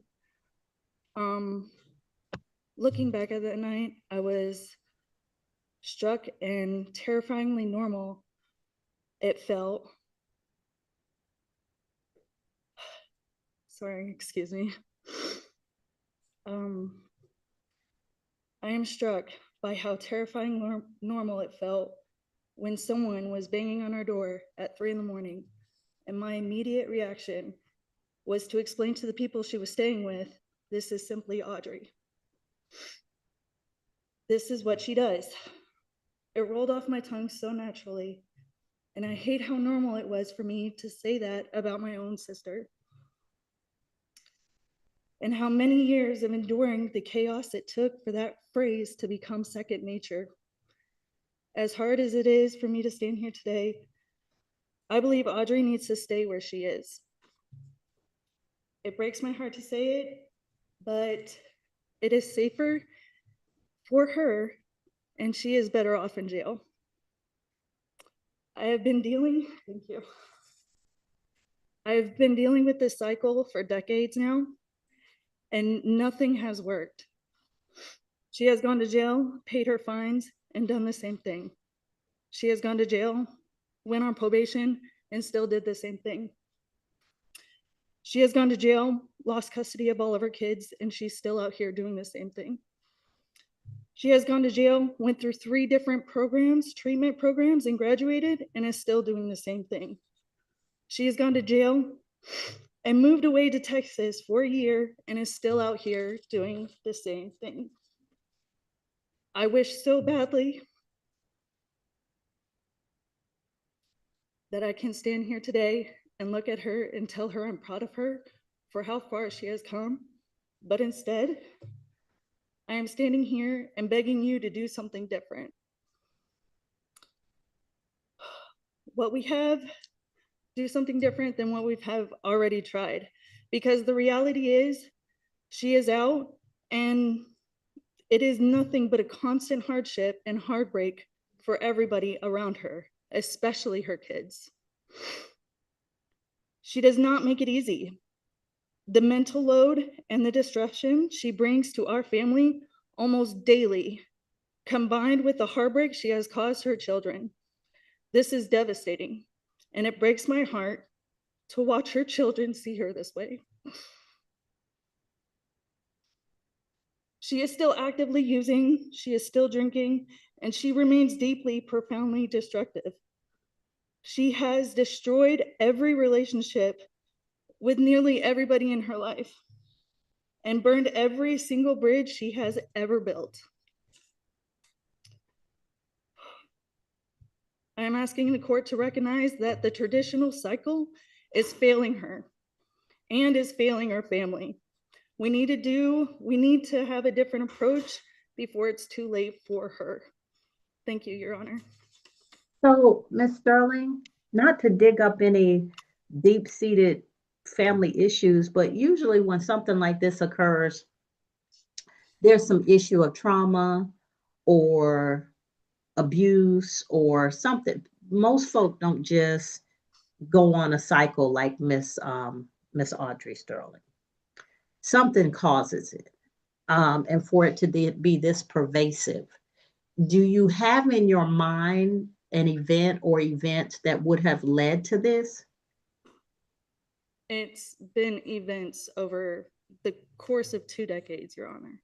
No, I'm not talking about her behavior. I'm talking about what got her to this point where she engages in this type of behavior.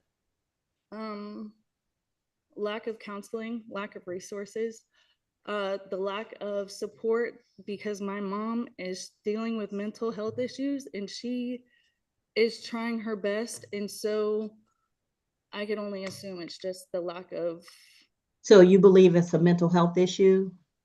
Yes. And it's probably something that's either hereditary or a result of having had a parent with mental health issues? To an extent. I also believe in like trauma coping, to where she feels like she's at this place and then it just turns right back into what she's been doing. Over the weekend, I encountered one of her oldest best friends, and I was talking to her, and she believed with me that Audrey gets clean for 2 weeks after she gets done with jail or a program or something, and then goes right back to it after that 2 weeks, and there's just something that clicks. And I told her she doesn't have a rock bottom. Like, it's not possible. Like, she has 5 kids that are constantly going through this dread over and over again. And who has her children? My mom. My parents do. Oh, wow. Does she have contact with the children? Yes. We are currently dealing with defects because just everything that's going on with Audrey, and then her beliefs of my parents just handling the kids and everything. So it's been a constant struggle. They couldn't be here today because my mom's with all 5 of the kids. I got you. So. All right. Thank you, ma'am.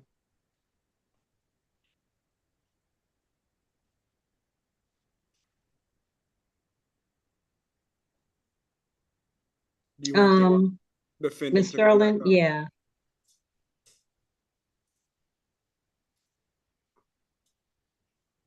So, Ms. Sterling, what's going on?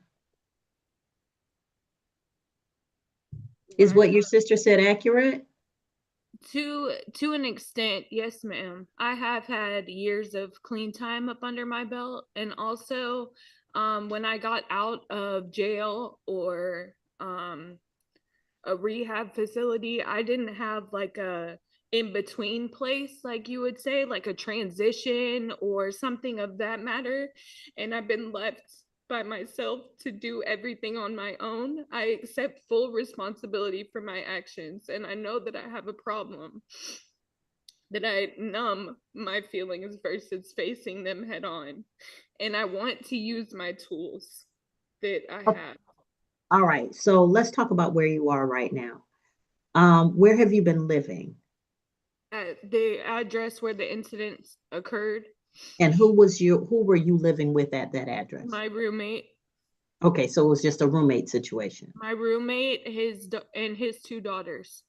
Okay. And the one daughter is the alleged victim, and she did not want to press charges, and she's moved out of the residence. Okay. So how old are your children? My children are 8, 7, 5, 1, and 3 months. Can we stop having kids right now? I don't want any more children. Okay, have you spoken to someone about that? Or are you using something to prevent that? Yes, Because when ma'am. you're altered and you're using whatever substance you use, sometimes we don't make the best decisions, and we don't want to keep bringing kids. Your mama is dealing with her own stuff. She can't deal with your 5 kids and her own stuff and still be healthy mentally. Yes, ma'am. That's why I want to go to Mary Freedom Hall, which is a place where I can bring my children, and I was working to get my children back. So, Okay, well, before we bring your children anywhere, let's get you straight. yes, ma'am. I get wanting to reconnect with your kids, but at this point, I think there's so much out of control,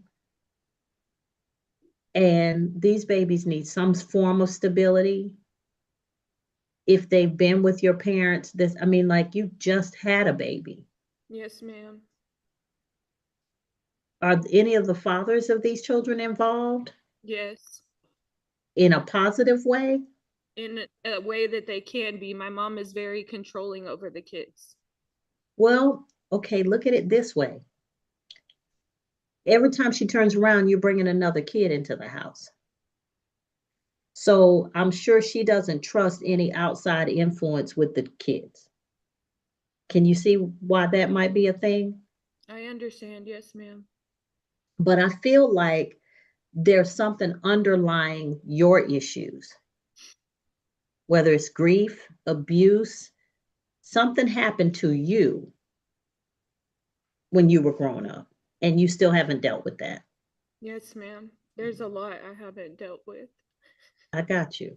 So all of these programs, none of it is going to work until you start dealing with the underlying. And I know that a lot of the programs have talk therapy, but until you start digging out all of that stuff that's down deep, this is gonna be the cycle. Like your sister said, it's trauma. So when you're reacting to trauma, and those flashes come back in your head, or you are remembering certain things that happened to you, this is what happens. You try and numb it to get away. Am I making sense? Yes, ma'am, you are.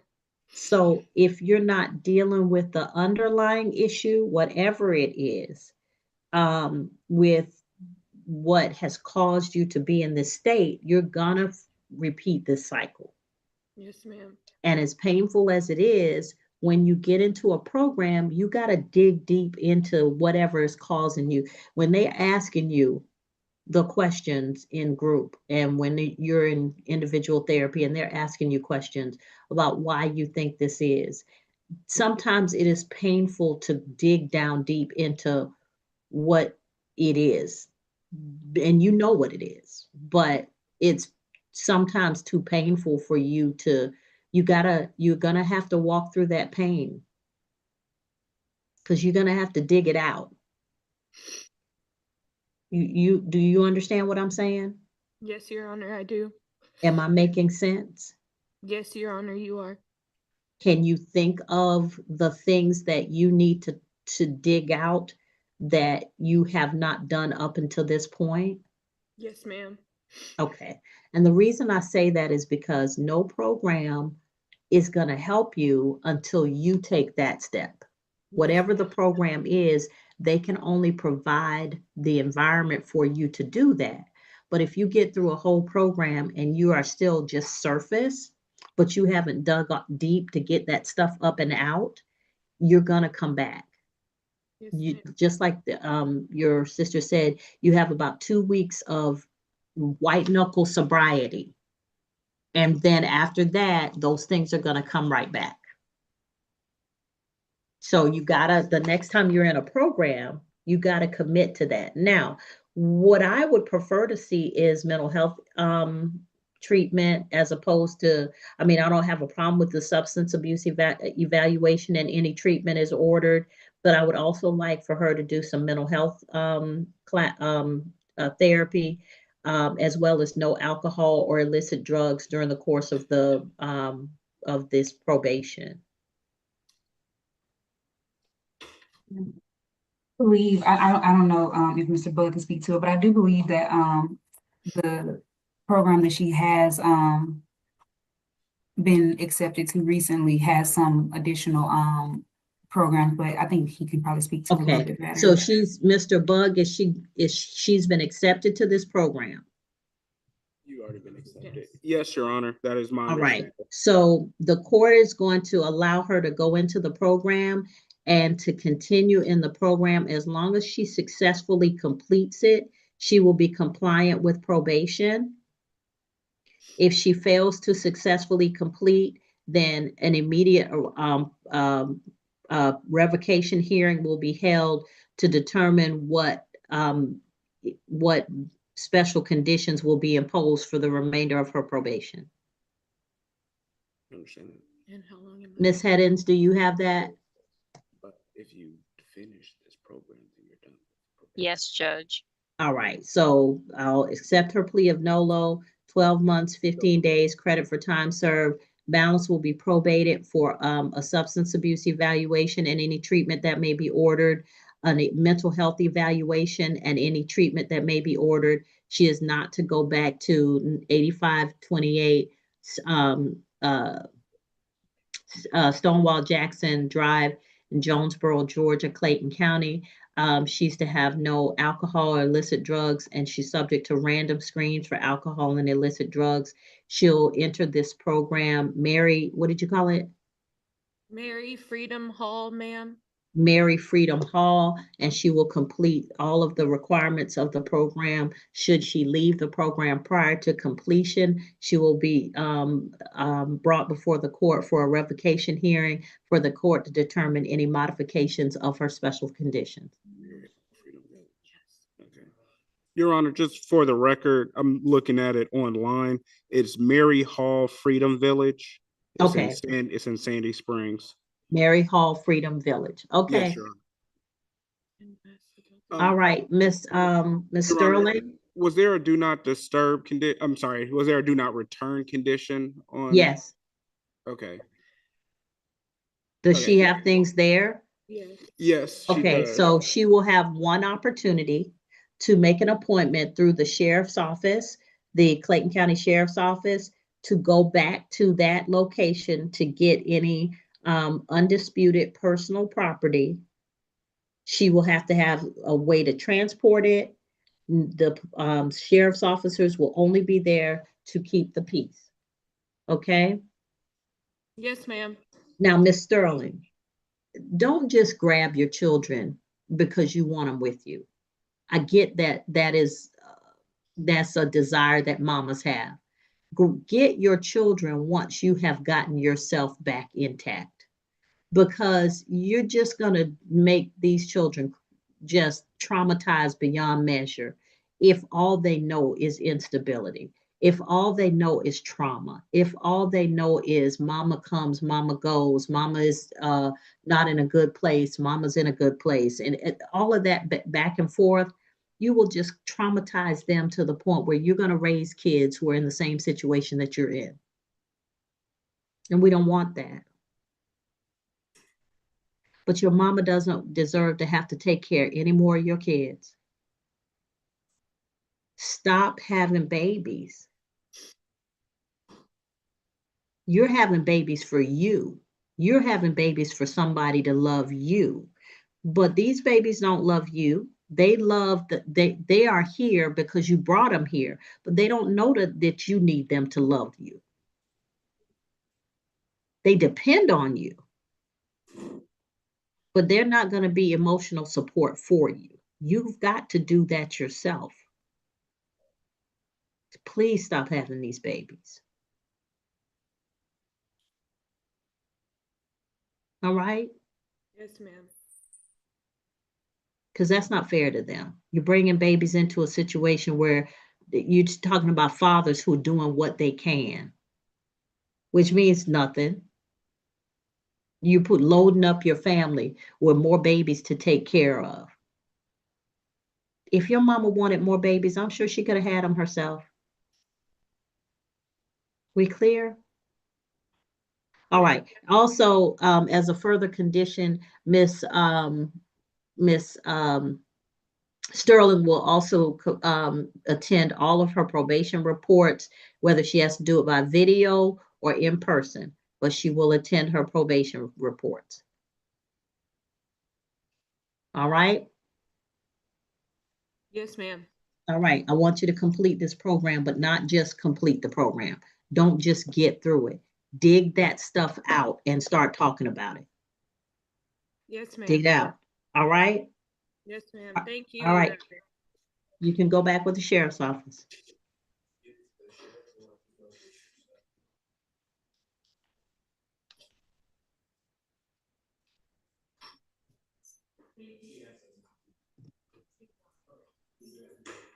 All right, next.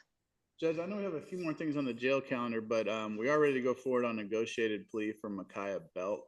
Okay, so on the jail calendar, we have Holmes, Riles Williams, Shellnut, White, and Williams. And then on Belk, Mr. Belk, turn your camera on, raise your right hand. You solemnly swear or affirm any testimony you give in this matter will be true. Yes, ma'am. All right, you can put your hand down. You're before the court on State of Georgia versus Micaiah Christian Belk for case 2023 CR 00171, DUI count 1, DUI less safe count 2, open containers counts 3 and 4, and prohibited parking count 5. Mr. Lynch, what is your client plead to the offenses before the court? So Judge, he is going to plead to count 1, DUI per se. Count 2 will merge. Count 3 to open container violation. And then count 4 would be null prost. And then count 5, prohibited parking is the agreement, to my understanding. He's pleading to count 5? Yes, Judge. Okay.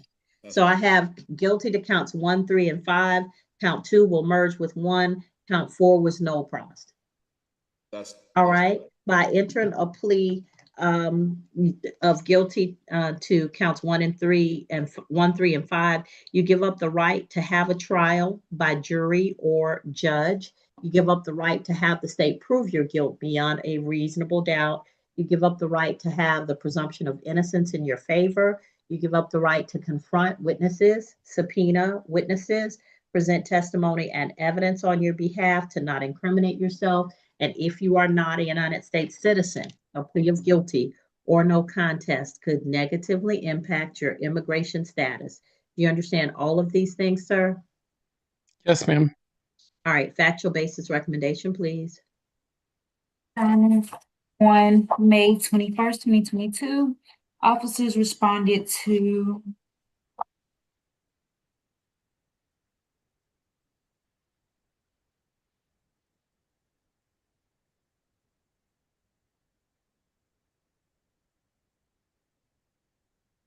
the Panhandle Place and Panhandle Drive, that little intersection in Hampton, Georgia, 30228, in reference to a possible DUI that another officer had called in. Upon arrival, the officer observed the defendant's Nissan Rogue parked in the middle of the road. with the keys in the ignition, and the ignition was on, and the driver was asleep in the front driver's seat. The officers began talking to the driver and noted that he was immediately confused and lethargic. The officers then asked the driver to step out of the vehicle, and he argued with the officers about exiting the vehicle, apologized to the officers, and told him that he would just leave. Officers told him that they had to ensure that he was safe to drive, and then asked for his driver's license. And the defendant handed the officers a passport. Officers continued to investigate the DUI,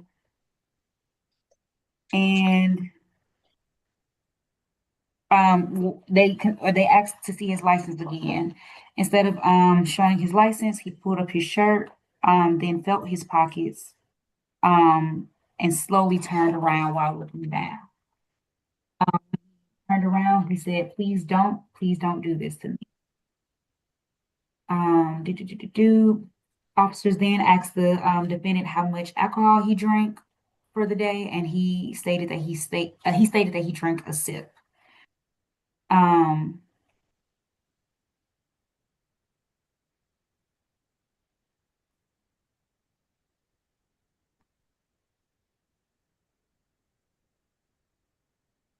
Officers noticed that the defendant was taking longer than normal to respond to the questions that he was asking, and the officers then asked if they could test the defendant's eyes.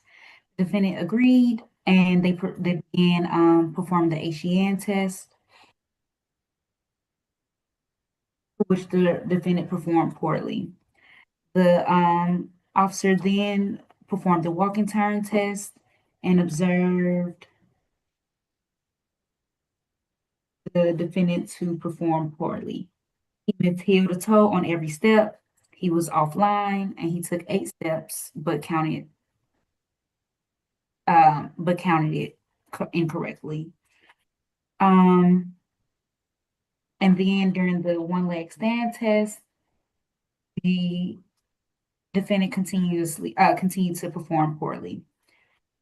Upon completing the field sobriety test, the officer found that the defendant was intoxicated and less than safe to operate the vehicle, and read him implied consent for drivers 21 and older.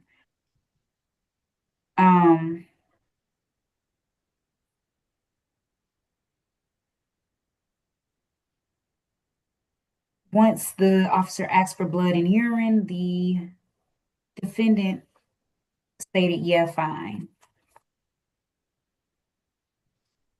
Officers then conducted a search of the vehicle, found 4 open containers of an alcoholic beverage inside of the vehicle, a bottle of Moscato wine, which was empty but still had liquid in the bottom of the bottle, a White Claw, a Bud Light seltzer, and a Jack Daniel's watermelon punch were located inside of the car. None of the containers were cold, but all still had liquid in the container. The defendants or the defendant was then arrested and taken to Clayton County Jail for testing, and his BAC returned as a 0.282. What do you have again?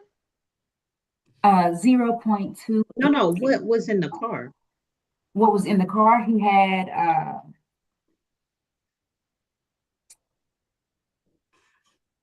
several bottles of open containers, a bottle of Moscato wine, a White Claw, a Bud Light seltzer, a Jack Daniel's watermelon punch. Those were the open containers. All right. He never stated that he drank any alcohol You drank something. All right, Mr. Lynch. Judge, so a couple things I want you to be aware of from this case, that obviously there's, an alcohol issue here and a mental health component as well. Since his arrest, I believe from June 2023 through December of 2024, he participated and completed the Gateway Clubhouse program, where he did receive help dealing with both substance issues and mental health issues, where he has participated in counseling and other rehabilitative functions of that program. He tells me that he remains in counseling to this day. He was going through a dark period during that time, which I haven't fully explored with him, but Judge, from speaking to him, I know that he has made vast improvements. He tells me he is getting ready to be the manager of a farm. So he's kind of transitioned to being a more productive member of society since this arrest. He does take responsibility. He is entering a plea, and I know the state hasn't put their recommendation on the record yet, but when they do, I'm going to address that. This is a negotiated plea, and we are going to ask the court accept that. But I just wanted the court to know that he, in addition to the conditions and the requirements of his sentence, he has already started making a transition. I believe has gotten himself into a better place. And even though it's going to be hard to complete the conditions because they are extensive, being that this is a second DUI condition, I believe that he will be successful because he has the right attitude and I believe has developed some of the right skills to get him through this. Recommendation, please. Your Honor, as to count one, the state is going to recommend 12 months to serve 72 hours. Credit for the time served. The balance will be probated for the defendant to complete a DUI alcohol risk reduction program. The defendant have no drugs or alcohol and is subject to random screens and tests. The defendant is to complete a substance abuse evaluation and follow any recommended treatment. 240 hours of community service, a $600 fine, install an ignition interlock device, 2 community support groups per week. Count 2 will merge. Count 3 will be a $200 fine. Count 4 will be Norcrossed. And count 5 will be 12 months probation to be run consecutive to count 1. The defendant is to have no drugs or alcohol and so is subject to random screens and tests, and he is to complete 2 community support group meetings per week.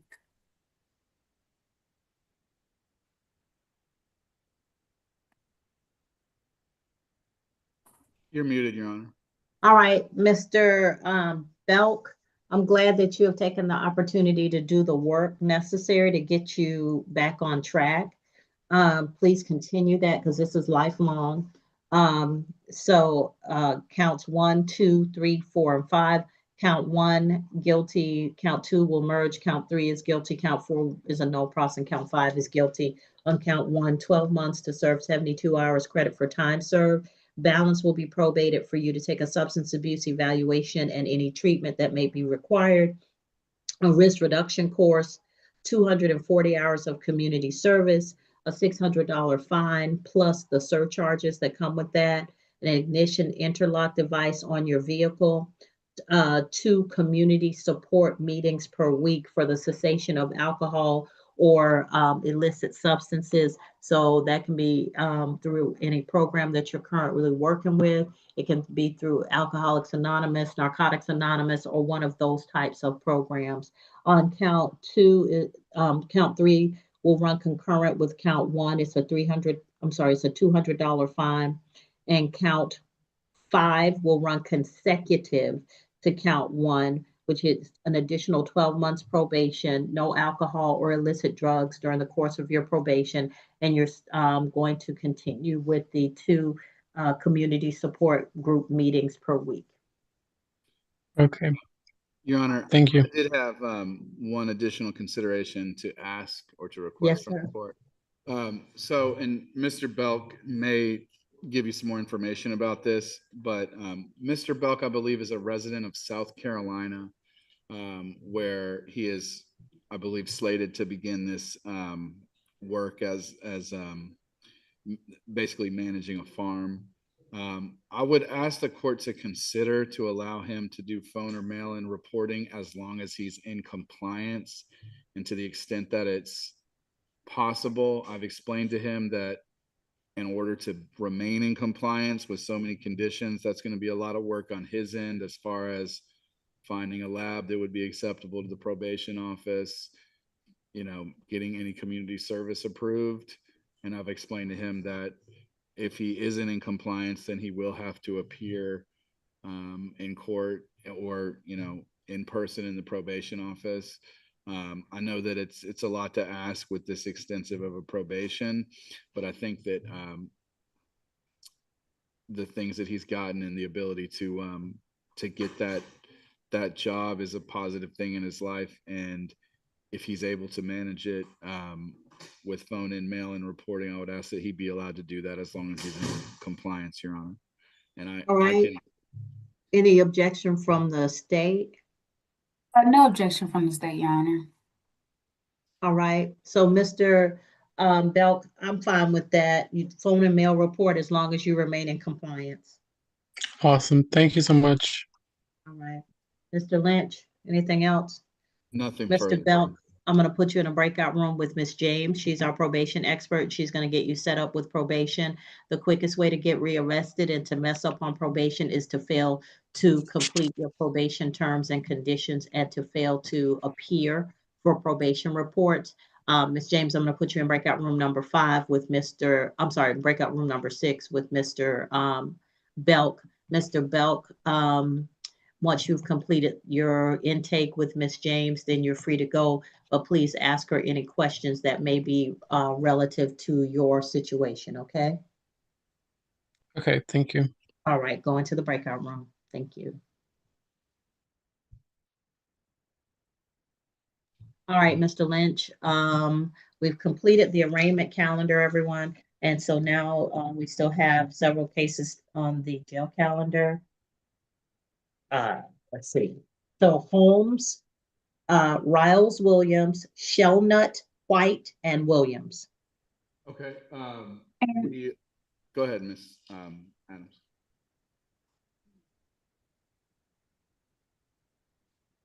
Sorry, Ms. Adams, were you going to say something?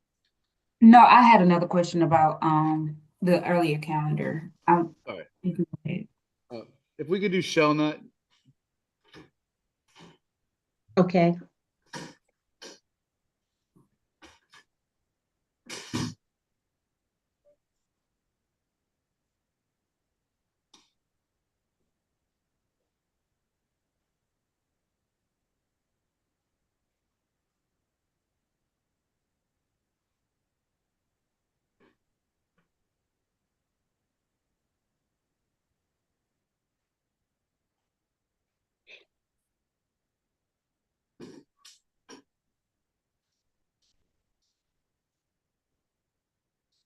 Stand with you. I know it.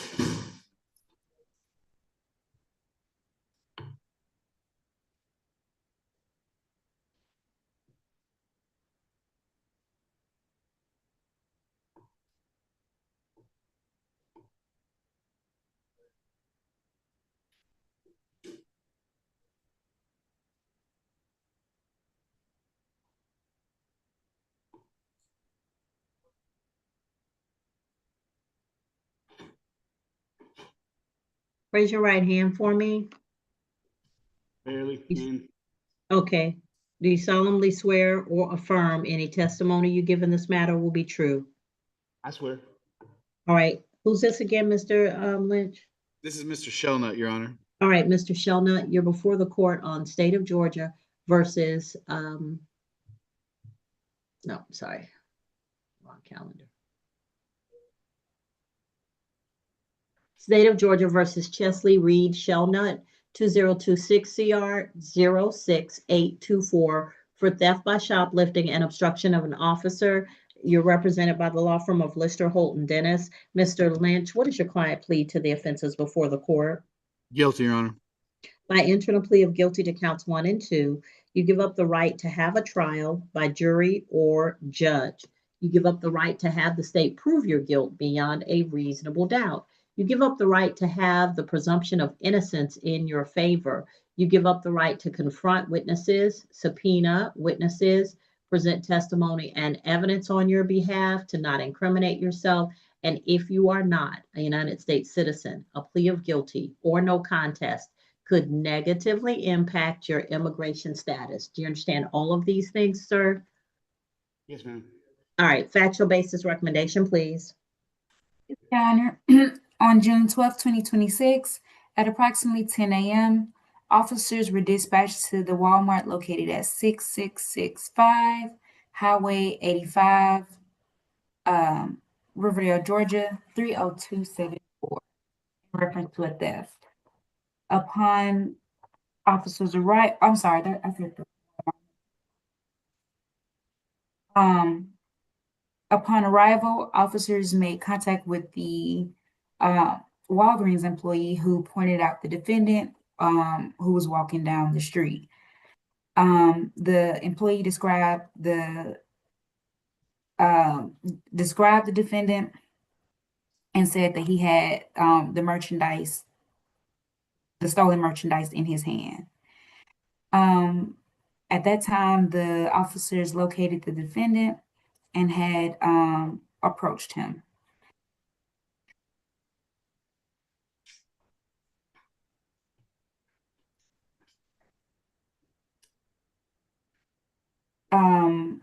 When they approached the defendant, they took him into custody, considering the information that they received from the manager. The manager stated that the defendant had taken the merchandise and proceeded out of the store with the merchandise in his hands, passed all the points of sale without paying for those items. And when the first officer approached the defendant, the merchandise was still in his hands. The items were recovered and returned to the store, and the amount that was shoplifted totaled to $238.62. Okay. Mr. Lynch?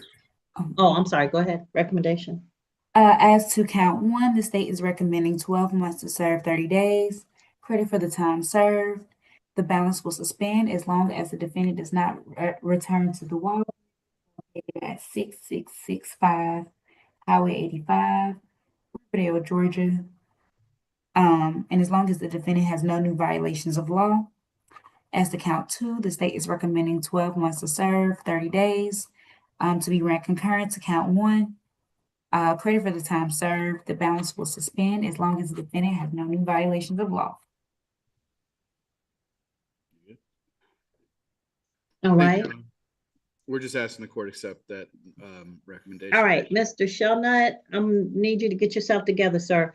Every one of these stores has multiple cameras, and so you will not get away with theft by shoplifting. We clear? Yes, ma'am. All right, so I'll accept your plea of guilty to counts 1 and 2, 12 months to serve 30 days, credit for time served, balance will be suspended. As long as you do not go back to 6665 Highway 85, Riverdale, Georgia, during the course of your probation. That's in Clayton County. And also as long as you have no new violations of the laws of the state of Georgia. All right? Yes, Your Honor. You can go back with the sheriff's office. Hey, thank you very much.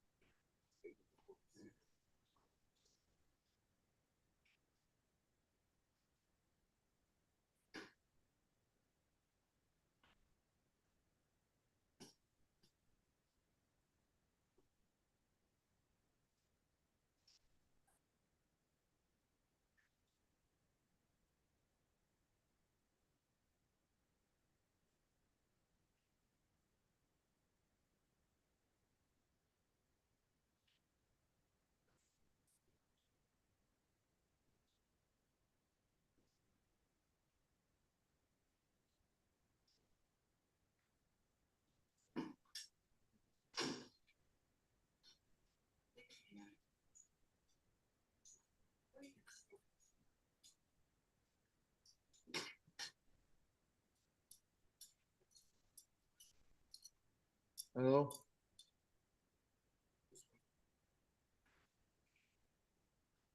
All right. This is Mr. Holmes. Yeah. Yes, Your Honor, that's correct. Raise your right hand for me, sir. Yeah. Raise your right hand. You solemnly swear or affirm any testimony you give in this matter will be true. Yeah. You can put your hand down, sir. Mr. Holmes, you're before the court on State of Georgia versus Kelsey Jernell Holmes, 2026 CR 06825 for theft by shoplifting and criminal trespass. Mr. Bug, what does your client plead to the offenses before the court? He's going to plead no, Your Honor, to the criminal trespass. I believe count 1 is being no cross. All right. Any concerns?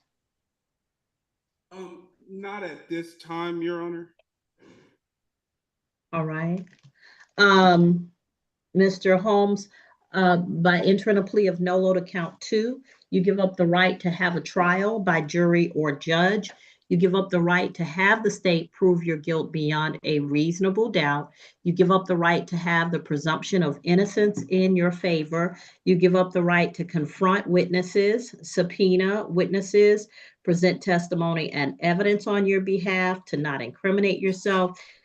And if you're not a United States citizen, a plea of guilty or no contest could negatively impact your immigration status. Do you understand all of these things? Yes, ma'am. Factual basis and recommendation, please. Your Honor, we would stipulate if the court would allow.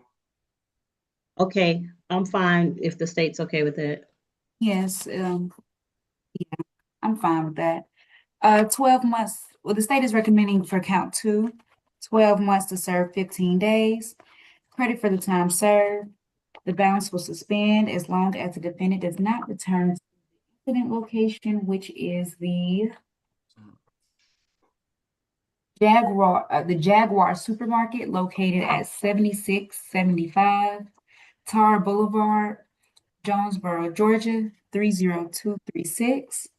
And as long as he has no new violations of law. Count All 1 right. will be no cross. Mr. Holmes, count 1 will be no pros. Count 2, I'll accept your plea of nolo. 12 months to serve 15 days. Credit for time served. The balance will be suspended as long as you have no new violations of the laws of the state of Georgia and you do not go back to 7675 Tara Boulevard, Jonesboro, Georgia, Clayton County. Do you understand, sir? Yes, sir. I'm going home today. Yes, sir. You can go home today. Take that paperwork and see if you can get some help for yourself, okay? All right. Thank you. All right. Remaining are Riles, Williams, White, and Williams. Ms. Adams, there's witnesses for the Riles Williams case that would like to speak with you. Would you like for me to send them to the solicitor's office or wait for you? His office. I'm sorry, I couldn't hear you. You can send them to the solicitor's office. Will do.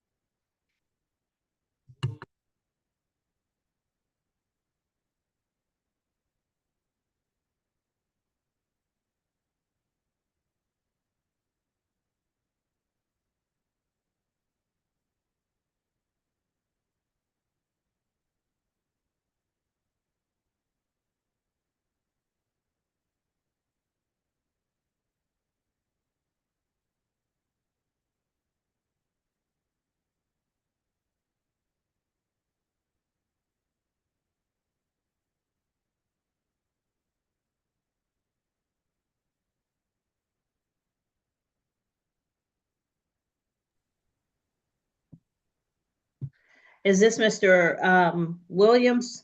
Yes, this is Demetrius Williams, Your Honor. All right, Mr. Williams, raise your right hand for me. You solemnly swear or affirm any testimony you give in this matter will be true. Yes, ma'am. All right, so Mr. Williams, you're before the court on a case, you can put your hand down, 2023 CR 03144 for theft by shoplifting. You're represented by the law firm of Lister, Holt, and Dennis. Mr. Lynch, what does your client plead to the offense before the court? Guilty, Your Honor. All right, by entering a plea of guilty, sir, you give up the right to have a trial by jury or judge. You give up the right to have the state prove your guilt beyond a reasonable doubt. You give up the right to have the presumption of innocence in your favor. You give up the right to confront witnesses, subpoena witnesses, present testimony and evidence on your behalf, to not incriminate yourself. And if you are not a United States citizen, a plea of guilty or no contest could negatively impact your immigration status. Do you understand all of these things, sir? Yes, ma'am. All right, factual basis recommendation, please. Yes, Your Honor. On September 29th, 2021, at approximately 5 p.m., officers responded to 5001 Jonesboro Road, Forest Park, Georgia, 30297, which is the Shopwise, the Shopwise, in reference to a theft. Upon arrival, officers made contact with the complainant, who stated that the defendant came into the store,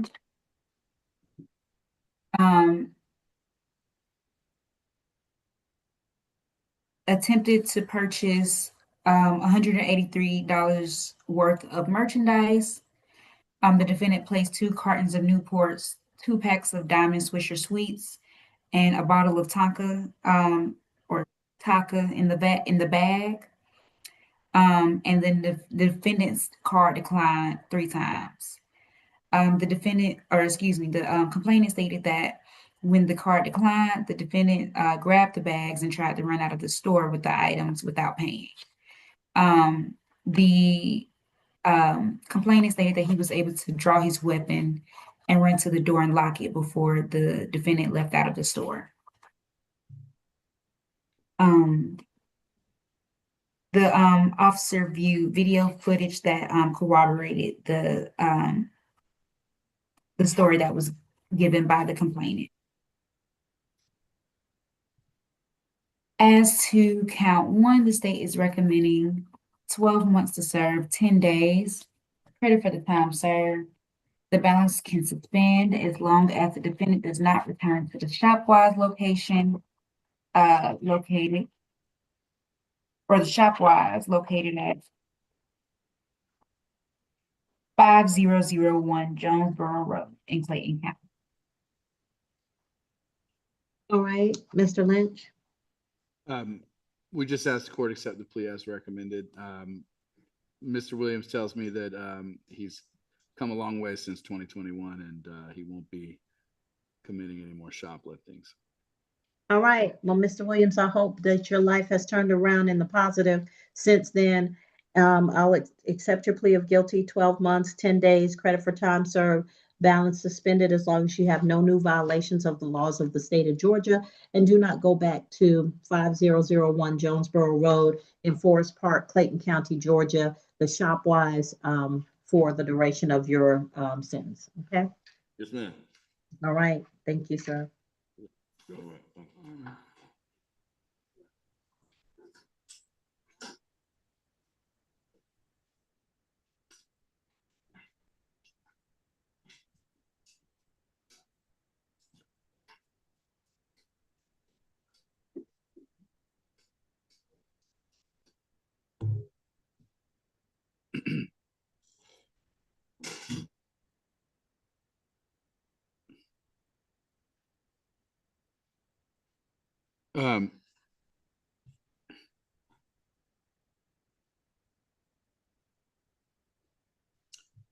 Judge, as far as Donald White, we are ready to go forward on a plea. I don't have a recommendation, but I'm assuming because of the posture, it'll be a non-negotiated plea. If that's the case, we're ready to go forward with that plea. Okay, I'm fine with it. In fact, I think it probably needs to be non-negotiated anyway for other reasons.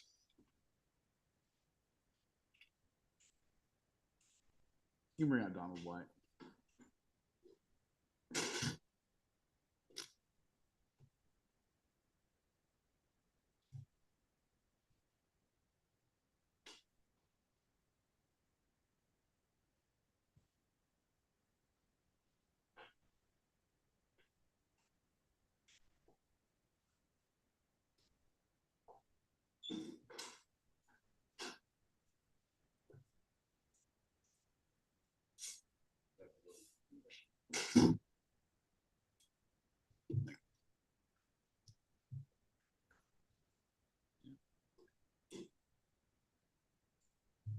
All right, raise your right hand for me, sir.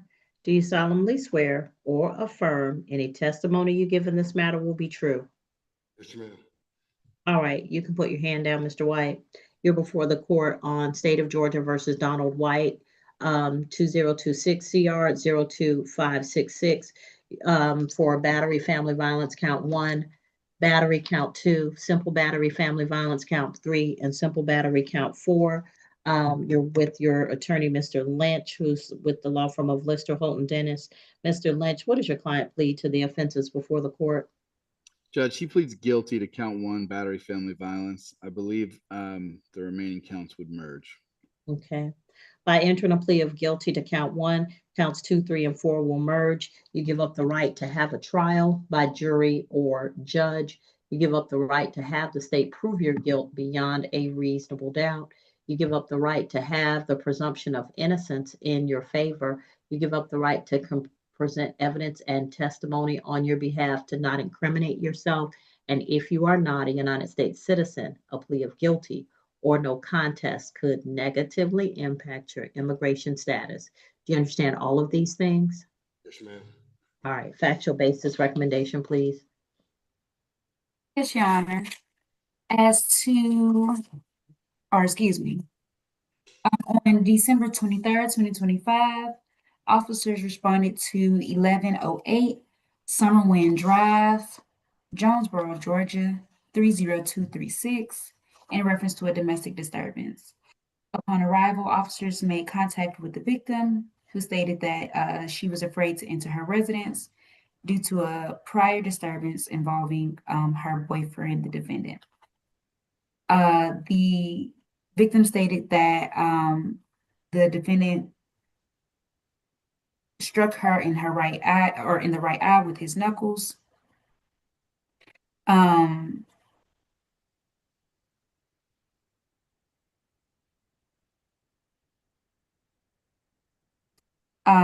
Because she was speaking with the defendant's brother regarding the defendant's aggressive behavior. The victim stated that she did not report the incident at that time because she was scared and did not want the defendant to see her. But then she advised that she was not comfortable remaining in the residence after speaking with the defendant on that day, and feared that he would physically assault her again.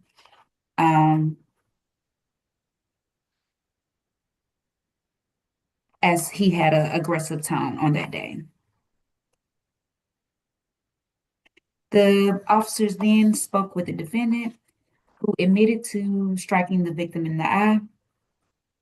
The defendant stated that he had became upset on that day because after seeing a photograph of his brother with his brother's arms around the victim's waist. The defendant stated that his actions were wrong and advised that he loves the victim. He stated that the victim is his fiance and that they have lived together for approximately 5 to 7 months. Officers observed the victim's right eye socket to be blackened and consistent with the statement that were given by both of them. Your Honor, considering that this is the defendant's second battery family violence, the state would recommend 12 months to serve. With the same person?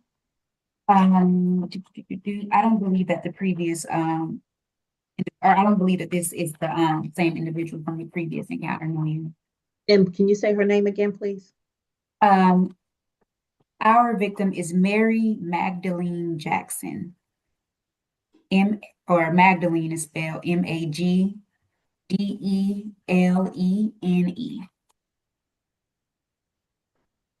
Okay, Mr. Lynch. Your Honor, my client's 58 years old. Before being incarcerated since December, since the arrest of this incident. So he's been in custody for over 7 months. He was working at a restaurant where he had worked for years. I believe it's the Optimist. He takes accountability, Judge. We're asking that you sentence him to serve the 7 months in custody that he's already served, to order that there be no contact with the alleged victim in this case.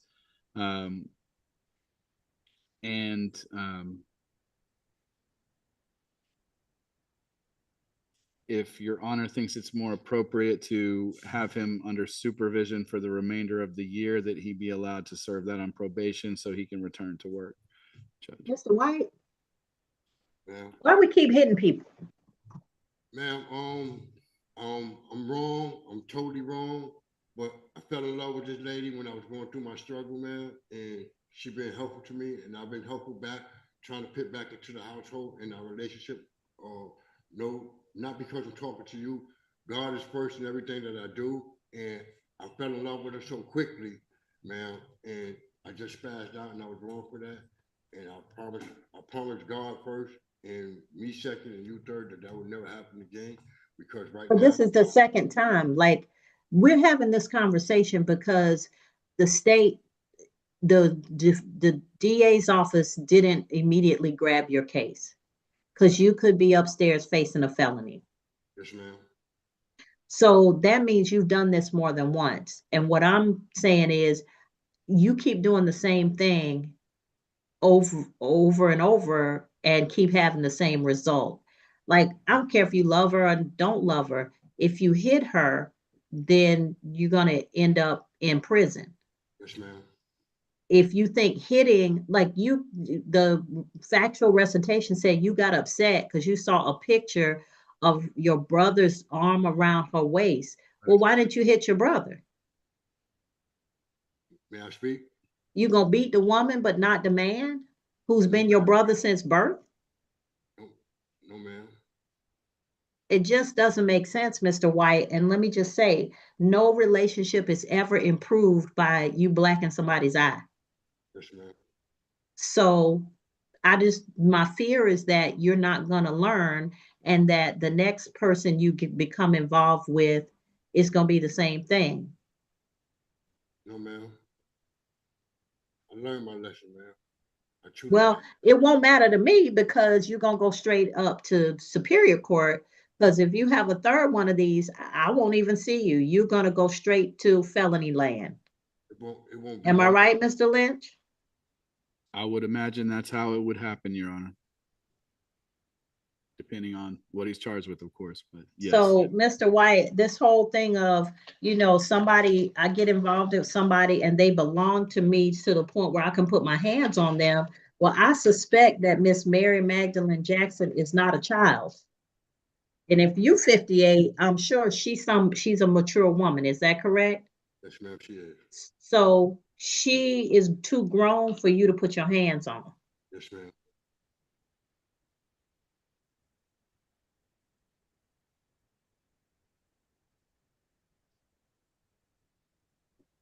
All right, I'm going to give you 12 months to serve 7 months in confinement. Credit for time served. Balance will be probated for you to take a family violence intervention program course. Yes, ma'am. You're not to go back to, I'm sorry, you're not to have any contact with Mary Magdalene Jackson during the course of the remainder of your sentence. If you were to have contact with Mary Magdalene Jackson, you would be rearrested, spend the remainder of your time back in the Clayton County Jail. also be charged with additional misdemeanors or felonies, including the felony of aggravated stalking, which is punishable by 10 years in prison, a $10,000 fine, or both. Your Honor. Yes. Just one concern that comes to mind. I totally, I would ask I think that sentence is appropriate. It's going to require him to enroll in the family violence intervention program immediately. And even so, I don't know if it's possible to complete the program in 5 months. But I think that if he I guess, as long as he enrolls and completes as much. What you asking me for, Mr. Lynch? Well, either, I guess just that his enrollment and participation in the program would satisfy that requirement. That's fine. Yeah. I understand the time situation. Thank you, Judge. All right. So, Mr. White, think very carefully, sir, and get yourself some help if you can't figure it out yourself. But no grown-up deserves to have hands put on them unless they're engaged in some kind of really egregious, heinous criminal act. But just because she ain't doing what you think she should do, that doesn't give you the right to put your hands on a woman. Yes, ma'am. We're clear? Yes, ma'am. Don't let there be a third time. Yes, ma'am. Okay. All right. You can go back with the sheriff's office. Hey, listen to me, Mr. White. Excuse me, Judge. I'm sorry. Excuse me, Judge. How do you spell the middle name of the victim from this case? Magdalene, Magdalene.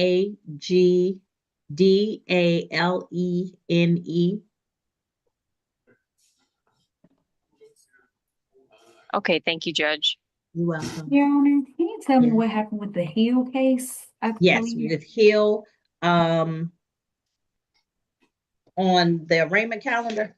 Your Honor. Okay, let's go over the arraignment calendar. So, Belk was a plea. Brooks was bench warrant, no bond forfeiture, just bench warrant because he doesn't have an address. Davis is a plea, Eberhardt waiver, Hall's waiver, Hill not guilty, Lawrence plea, Layton plea, Orozco Galvez, that's going to be a PTI consideration, so a 30-day continuance. Rahman is bench warrant bond forfeiture continued because he's already on several bond forfeiture calendars, and Williams closed. And I'm just about to go talk with my victim on Miss Riles Williams. My witness on Miss Riles Williams. Just want to say. Okay. And I believe that Riles Williams is the last case we have on the calendar. So we'll be back. Thank you. Thank you, Judge.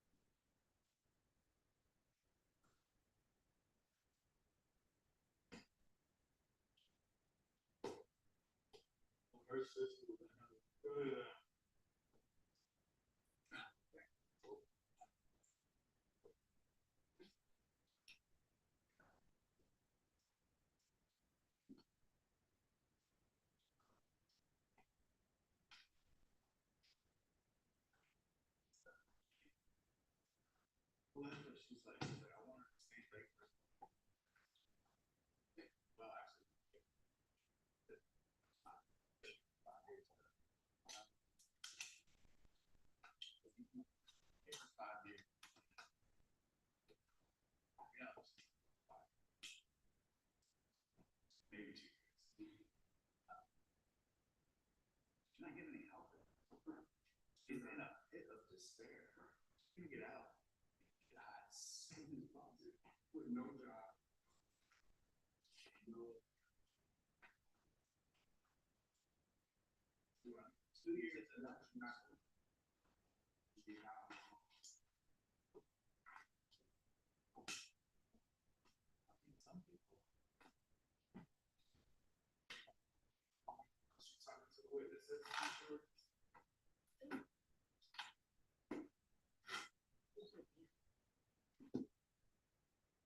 right, all the cases have been closed besides the ones that found out. Let me check on George. And I'll scan my calendar so y'all can see everything.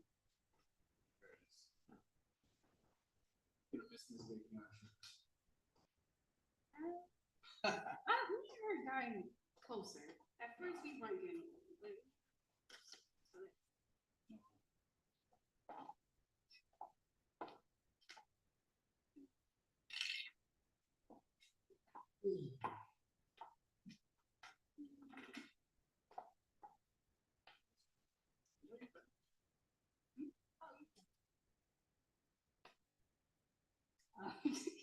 I mean, they're not gonna check y'all because they know y'all. They eventually will. What'll happen is, it's been a long time, but usually They double check. somebody gets in trouble and they start checking it. I don't know if it's, I don't know what it is, someone brings something in, but something will happen and then all of a sudden they'll just double check everywhere. Always happens once a year. They all know me, so they don't usually pick it all up.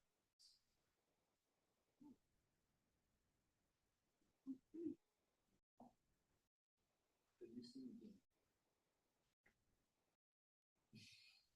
Yes, but then I feel like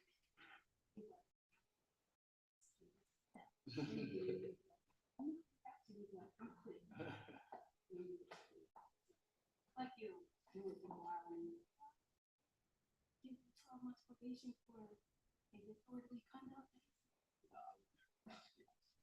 I mean, I would prosecute misdemeanor if I would do it all that. Yeah, that's all I'm saying. I was like, I'm gonna do it.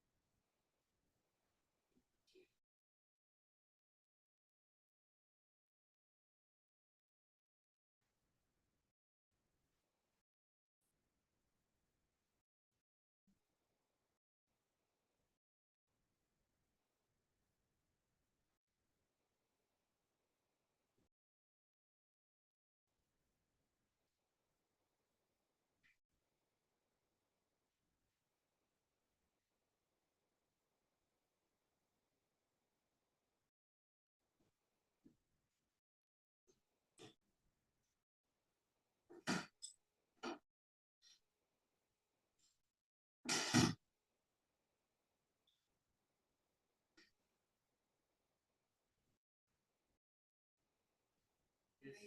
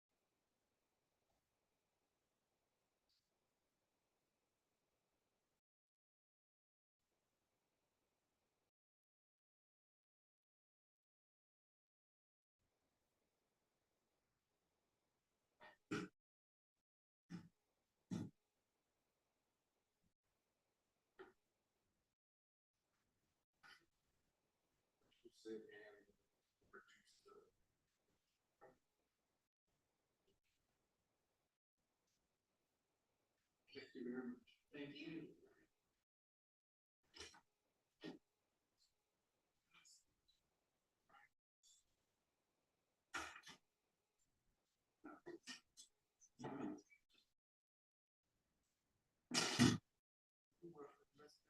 Yes, ma'am.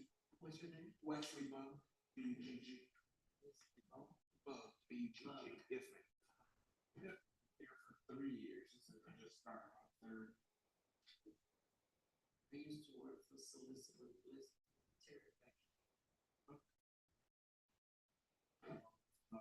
Since I haven't decided to work yet, but Clayton had some favorable prosecutors understand. Yeah.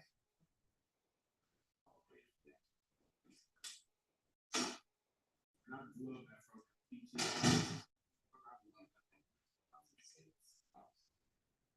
Try to make many people possible in that. Make sure it's the price. They can't afford it. They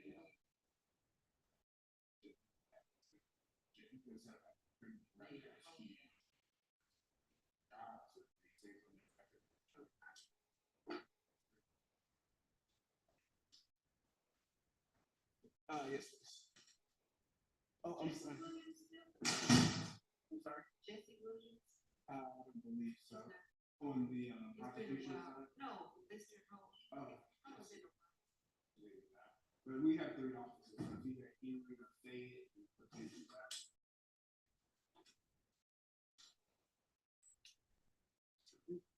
So they're gonna.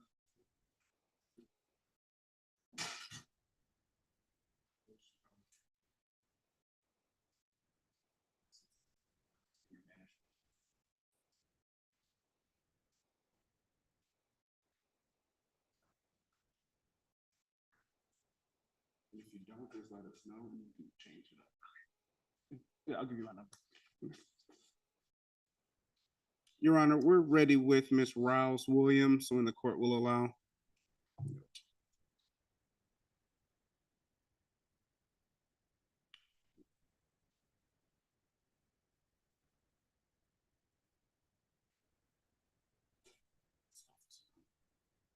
Might be for another calendar.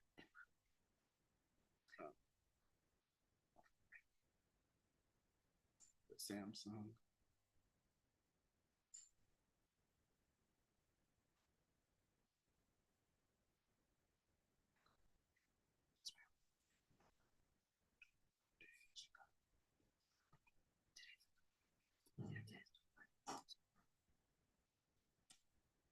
So it's gonna be no file. Contact with it.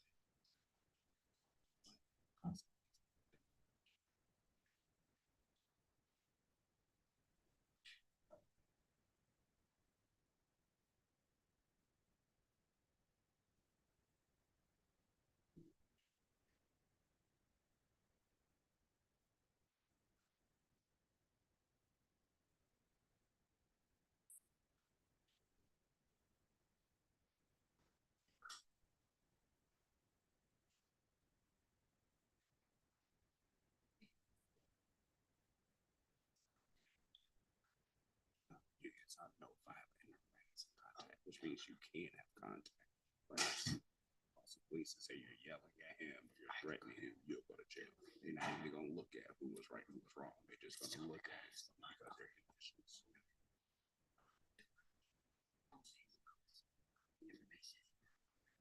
Yeah, the judge shall come and speak with you. She's nice.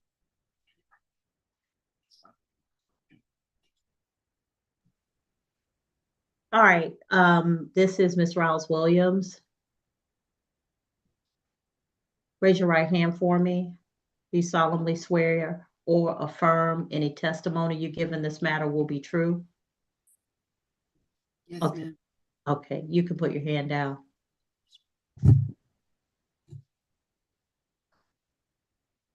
All right, ma'am, you're before the court on State of Georgia versus Nikayla Riles Williams, 2026 CR 07061 for battery family violence.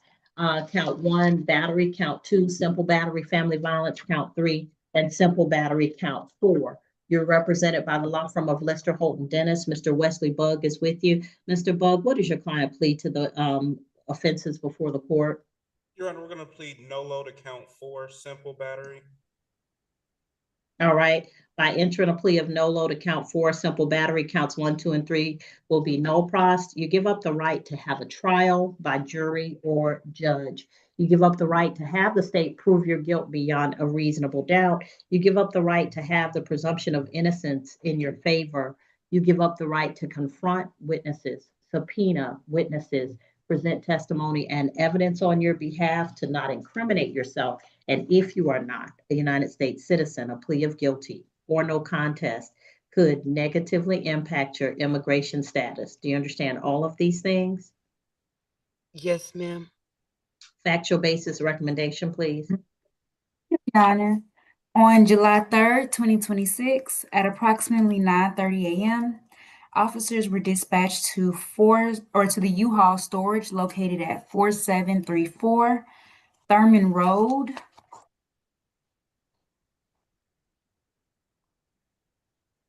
Forest Park, Georgia, 30297, to a dispute. A dispute. Upon arrival, officers observed the defendant standing outside of the car in a screaming match with the victim. Savion Sip, Savion Sipp. Okay, you're gonna have to say that again because you broke up for a minute. My apologies. The victim's name is Savion Sip, Okay. Savion Sipp. Okay. The officer made contact with the defendant, who stated that they were arguing over money and items that were inside of the car. The defendant stated that she was trying to gather her belongings out of the vehicle, but then it got physical because the defendant was not giving her stuff to her. The defendant then stated that she bit the defendant on the back of his right shoulder. The officers then made contact with the victim, who corroborated the defendant's story.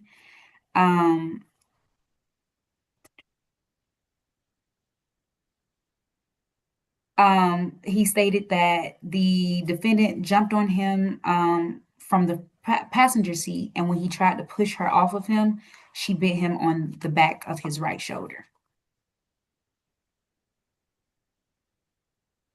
As to count 4, the state is recommending 12 months to serve 20 days. Credit for the time served. The balance will be probated for the defendant to complete an anger management course, and the defendant is to have no violent or harassing contact with the victim, Savion Sip. Why no violent or harassing? I'm sorry? Why no violent or harassing? Why no contact? The victim has indicated that he wishes to have contact with the victim. They've been in a relationship for over a year, and his aunts, his aunt, and I don't want to give the relationship wrong, but his family members are present in the courtroom on his behalf, and they've indicated that it's going to probably be hard to keep them separated from each other. Okay, what's going on with this, Mr. Buck? Yes, Your Honor. As the police report indicated, there was a verbal altercation that may have gotten physical. It's been informed, I've been informed that. Okay, so this is the question I have. Why, if I said no contact, would these two people be incapable of having no contact? Your Honor, they're currently engaged to be married. I do believe with the anger management, they'll be able to communicate better and to work out their problems in a way that won't have either one of them in jail. Also, there may have been some mental health struggles that both people were dealing with that now they understand and will also attempt to address. So I don't believe in this situation there was malice. It may have been impulse control deficits or some other things that hopefully the anger management class will help resolve. Yes, Your Honor. And there, yeah, we've the victim has indicated there was probably mental health issues involved in it as well. All right. All right. I'm going to accept your plea, Ms. Riles Williams. Nolo, to count for 12 months to serve 20 days credit for time served. Balance will be probated for you to take an anger management class, and you're to have no violent or harassing contact with Savion Sip. All right, you can go back with the sheriff's office. Yes, ma'am. All right, this concludes the calendars for July 28th. Thank you all. Thank you. Oh, excuse me, Judge. I have a question about the belt case from the criminal arraignment calendar. I didn't catch the amount of months. How many months is the interlock device supposed to be installed? For 12 months. 12 months. Okay, That's thank my you, Judge. understanding. Am I right, Ms. Adams? I did not say that, but yes, 12 months is. It'll be 12 months on the count one. Thank you. All righty, thank y'all.